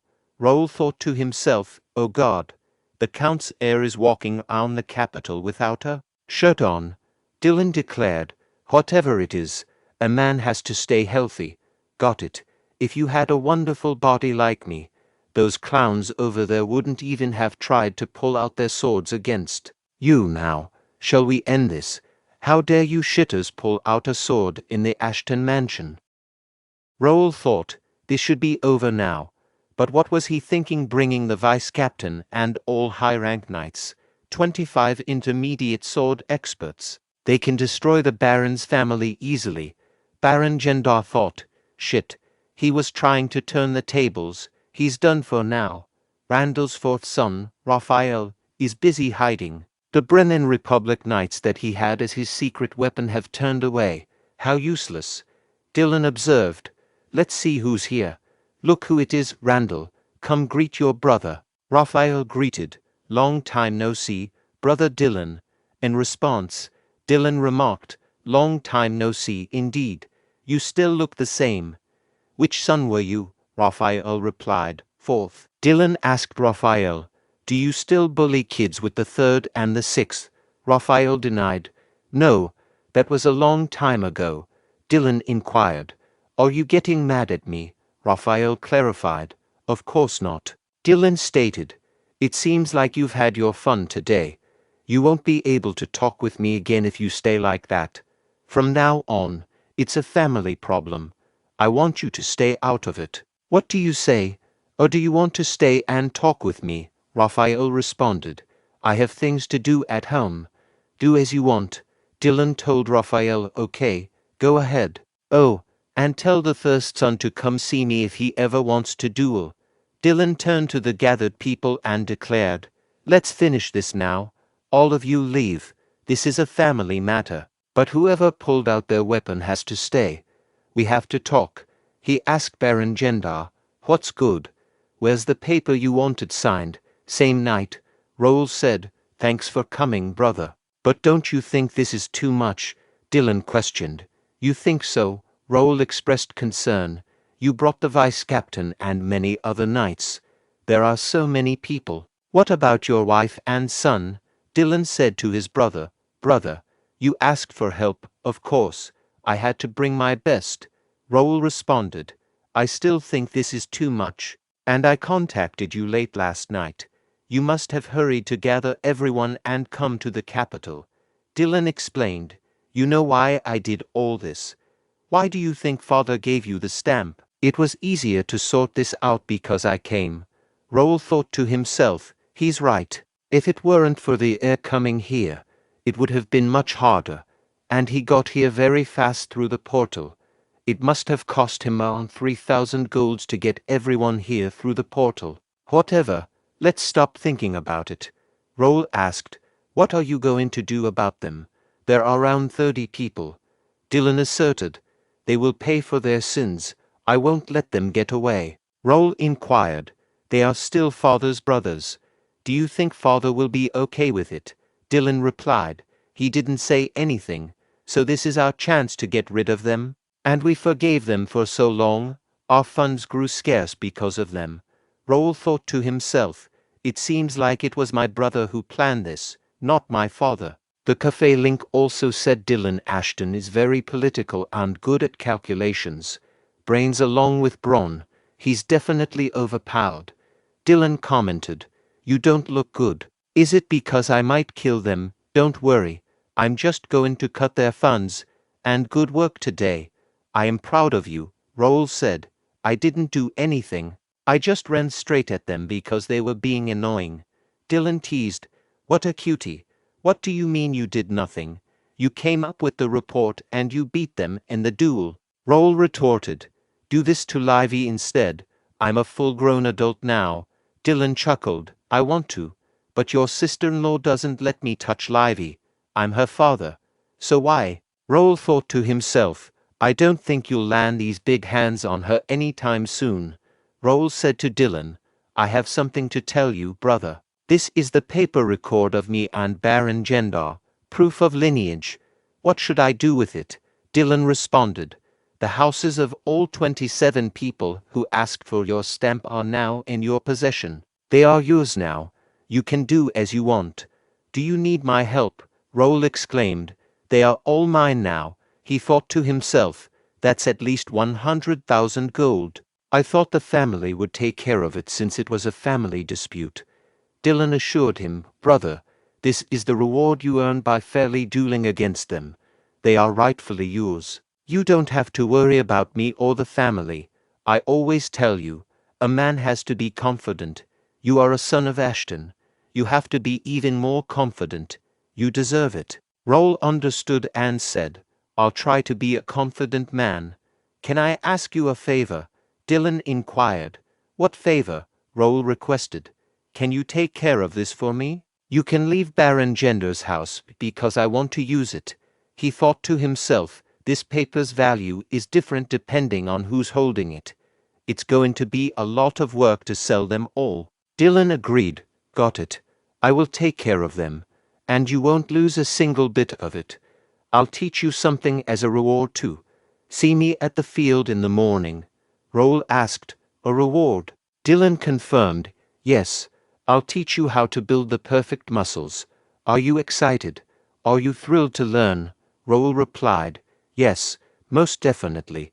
Dylan exclaimed, of course you are. Father and Lawrence are also curious too. But I'll only teach you. Raul thought to himself, does he have a secret way to build muscles? I am curious too. I spent a hellish month with my brother and swore to never train with him again. Finally, the day of the academy admission came. Bernard said to Raul, be safe, young master. I wish for great results on your placement exam. Raul reassured him, I'll go easy on it. There's no need to go too hard on a children's test. I'll be back. Dylan asked, are you really going to go easy? Raul exclaimed, yeah. Is there a need to try hard? Dylan replied, right.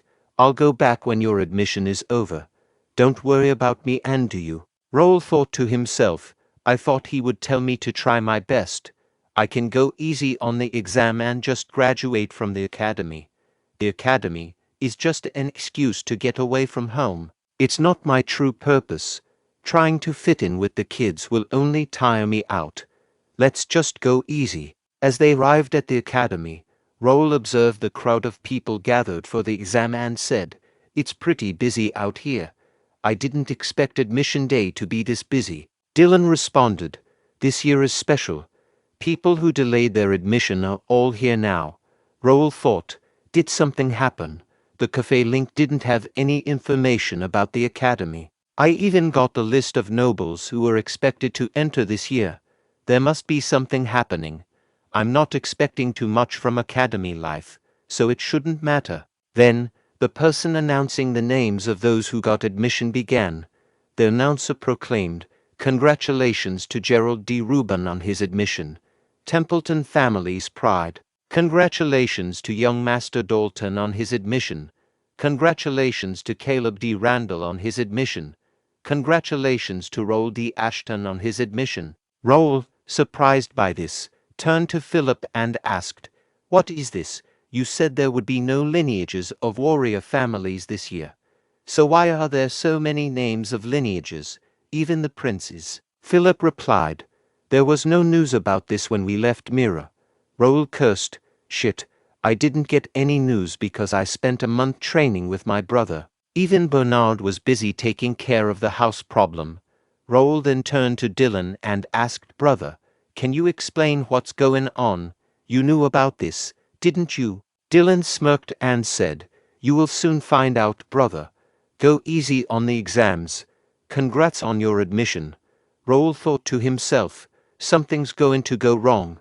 Let's go inside. Turning to Jake and Pierce, he instructed, could the two of you gather information by going around? Also, provide details about the test center. Jake and Pierce responded in unison, yes, sir. Raul couldn't help but feel frustrated. It's a pain in the ass. There were supposed to be only easy ones here. I can tell there are many higher-up nobles here. He then expressed his thoughts, saying, I don't want to contend with kids my age. Raul turned to Philip and reassured him, don't worry about it. I was just talking to myself. Despite his concerns, Raul decided, let's not worry about it. I can still proceed with my plan. Just then, a person announced, everyone, pay attention. The admission ceremony shall begin shortly. I sincerely welcome everyone to the Rubin Kingdom Academy. The announcement continued, next, we will be introducing the staff members. Raul thought to himself, I've already researched the staff members. I don't have to pay attention. The announcer then revealed, Hardly recruited.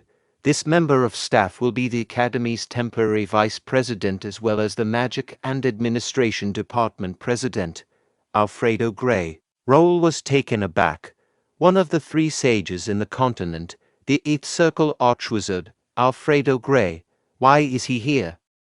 Alfredo Gray introduced himself as the temporary vice president of the prestigious and venerable Ruben Kingdom Academy. Raul, upon hearing this, thought highly of Gray, recognizing his exceptional skills in illusion, vision magic, and alchemy.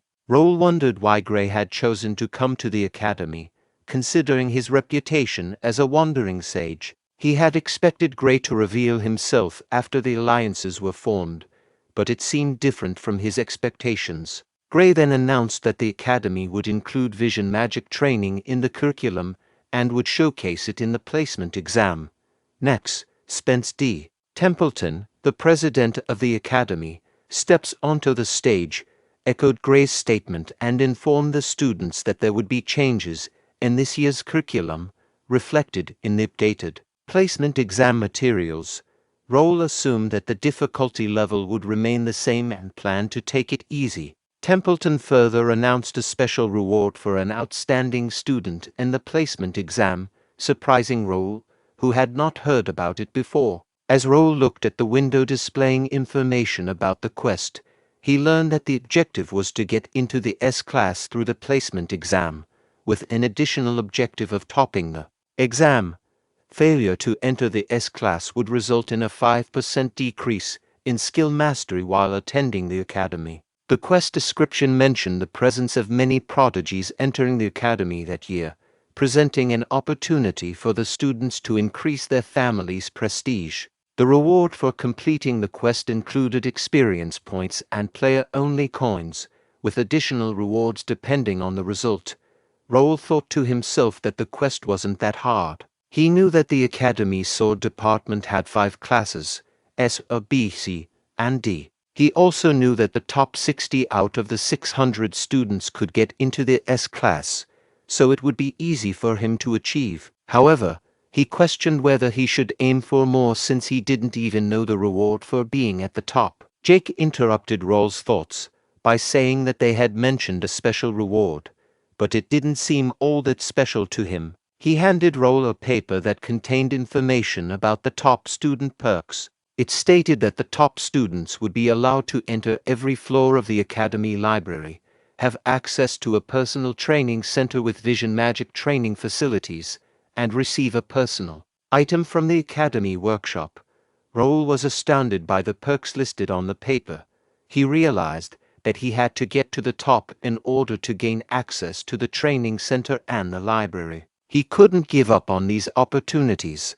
He acknowledged that while the academy's lectures increased skill mastery, they didn't provide any experience or rewards. Raul had chosen to come to the academy to meet an important person outside of his homeland, and he believed that hunting monsters and exploring dungeons were more worthwhile than listening to lectures. However, Raul's perspective changed when he learned about the vision magic installed in the training center. He realized that even though the summoned monsters were fake, he could still gain experience from battling them. The only concern was the cost to maintain the magic, but if it was free, he wouldn't have to worry about it. Additionally, the library held hidden pieces, including hidden quests and skill books with valuable information. Although the floors were divided by years, Raul would be able to enter all of them if he reached the top. Raul had initially thought that he would have to wait at least 3 years to fully utilize the academy facilities, but now he realized that reaching the top would save him a significant amount of time. He was determined to achieve this goal. Just as Raul was contemplating his plans, an announcement was made that the test was starting soon and all freshmen were required to gather at the plaza. Raul felt confident that the test would be easy for him. There were a lot of people gathered for exam at the entrance of plaza. Then, a person named Caleb said to Raul, "Hey, you," and asked, "Are you the Ashton kid?" Raul thought to himself, "Another Randall," and asked, "Who are you? You look more like a kid than me." Caleb replied, "You are as arrogant as the rumors say." This is why people call the Ashtons rude and creepy. Raul turned and started to leave, saying, I don't know who you are, but I'm busy, so bye. Caleb shouted, Hey, stop, you, and tried to grab Raul from behind. Jake intervened and said to the Caleb, That's it. I don't know which family you're from, but you should stop. Caleb asked Jake, Who are you? And said, Move. Randall Knight said to Caleb, You don't want to make a scene here, sir. There are too many people watching. Caleb muttered, Shit. Ashton kids always creep me out. You arrogant fuck. I'll teach you your place. Meanwhile, Raul didn't even want to hear what Caleb was saying and moved away. A little later inside the plaza, Raul thought to himself, students who came to cheer for their families. I can see big names. The best knight in the kingdom, Duke Marquis Templeton. Marquis McNeil's family has an intermediate axemaster, Marquis Clifford, the rising Randall Viscount. These three families have many students already attending and have great influence inside the academy. I can already tell how this place runs. Jake remarked to Raul, This feels like a festival with so many ladies. I get why you wanted to come here, he inquired. Why? I already know young master will be at the top. I really want to see their faces when you're at the top. Aren't they from our family? Jake sighed and stated, I can't believe they're falling behind in a situation like this. Sir, I'll go take care of them. Good luck, Raul replied. See you later. Internally, Raul thought, let's check the exam instructions and freshman list. He considered, why are they all here? They were all well known in my past life, especially Dalton from Templeton and James from McNeil. They'll reach the master level in 10 years. They won't be easy. The instructor announced, the first test will begin soon. Please move to the small auditorium. Raul continued with his thoughts. But they are still kids. I'm sorry, but the top is mine. In the exam room, the instructor declared, the first test will be a written test. Raul reflected, I didn't have to study for a written test. Cafe Link and System Community have all the information I need. After a while, the instructor stated, the time for the written test is complete. Then he announced, the second test is a physical strength test. Enter the gym in groups. Please follow the invigilator's instructions inside. Upon entering the room, Raul grew a bit concerned and thought, is this a mana restriction field? One student exclaimed, What is this? I can't use mana. The instructor clarified, this is solely for physical strength. You can't use mana, so don't even try. Come up when you hear your name and follow the instructions. Raul pondered, is that a punching machine? The data says it's a strength meter, but that's definitely a punching machine. Meanwhile, the instructor called names and continued, Next, come up and hit the meter. Student number 202, his highest score is 1418. The instructor said, Next. Raul considered. They record the highest score of 2 attempts, and the average seems to be between 1000 and 1500. It's not that high. This guy has a stamina stat of 43 and a strength stat of 50. He's in the top 5 of his group. Let's see what he has.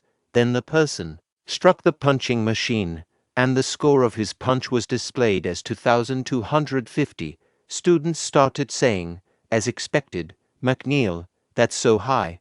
Raul thought, the first one to score over 2000. If he can get 2250, good. Now he knows the level here. In a room where academy instructors were reviewing students' results on a screen, they remarked to each other, impressive scores. Being a kingdom of knights, these results are consistently high. The caliber of freshmen this year surpasses previous years.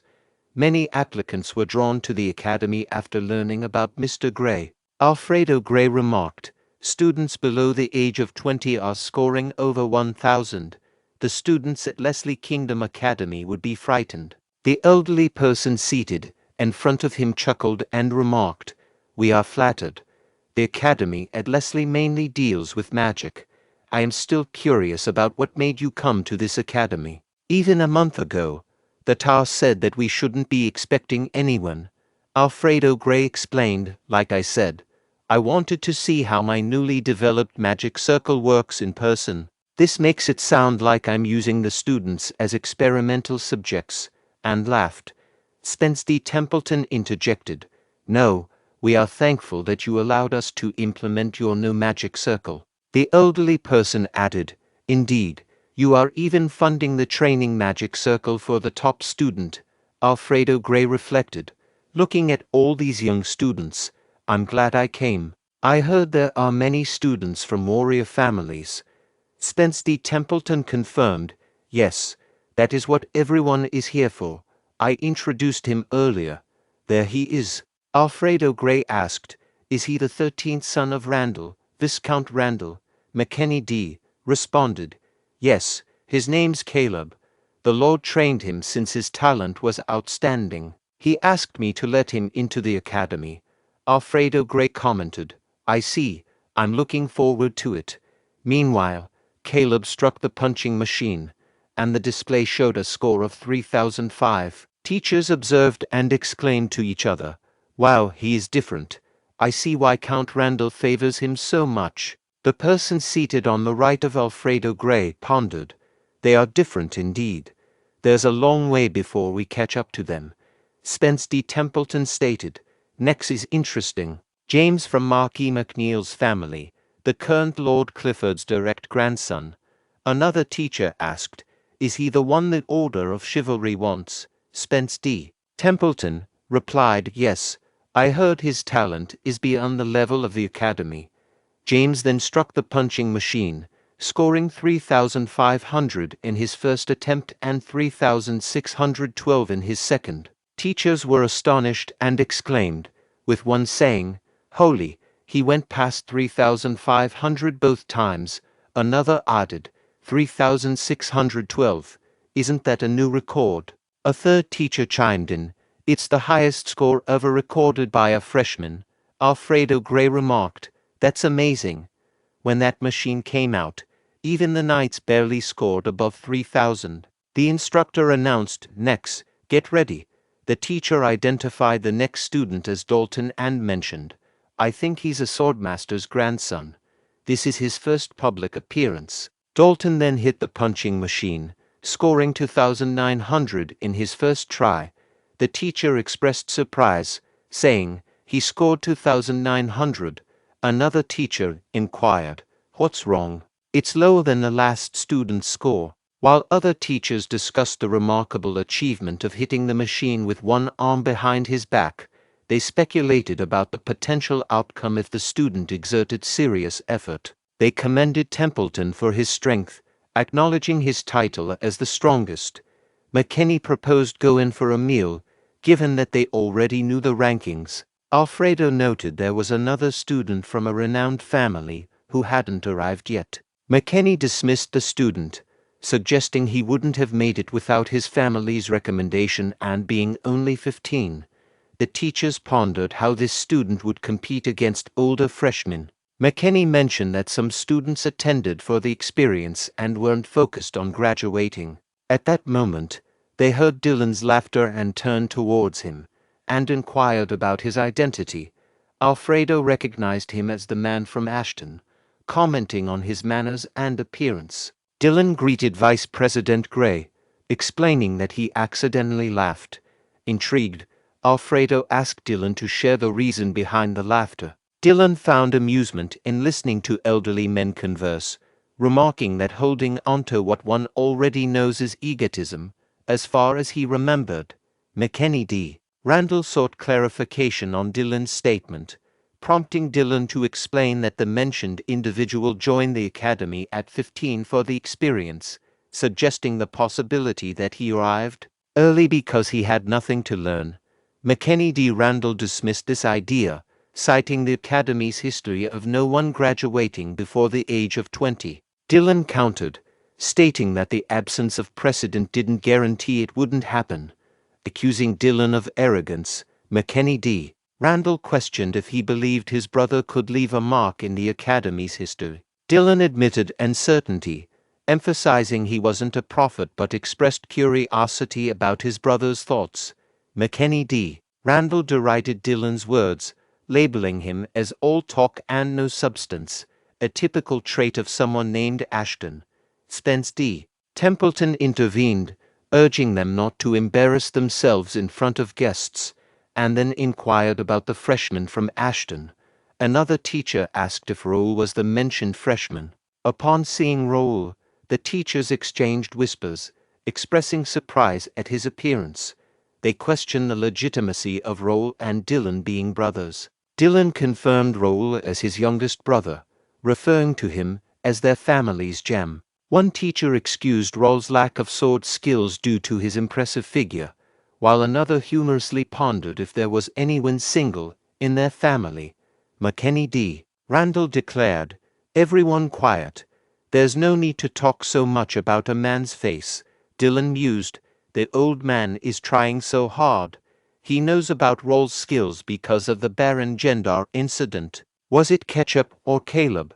He is trying to turn their attention toward his 13th son. Hilarious. Is Raul really going to go easy? I hope he tries his best because of the situation here. I am worried since I said too much." Then, Raul struck the punching machine, registering a punch strength of 2,999. Spence D. Templeton thought, "Look at that, perfect. If I could rate him myself, I would give him a perfect score." Other teachers chimed in, with one saying, "Close. That's still impressive, 2,999. Another remarked, "He is 15. If only he came a year later." A third noted, "He's getting ready for the next hit." Raul reflected, "Good, it's going as planned." The teachers encouraged him, saying, "You got this. Let's score over 3,000, right? Don't be discouraged by your age. Hit it with courage." Raul then punched the machine again. All the teachers erupted in happiness upon seeing the score of Raul's second attempt. Meanwhile, Dylan pondered, "This guy. The score is exactly 3 points higher than the highest score. Clever guy. He really planned it out." Alert regarding this manhwa series. This video comprises all the chapters released until today. Notification for the upcoming segments. The 8th part of this manhwa concludes here. The 9th part will be shared once there are at least 3 to 4 new chapters released. Don't forget to show your support by liking and subscribing to the channel for future updates. Catch you in 3 days with the next episode of the new manhwa.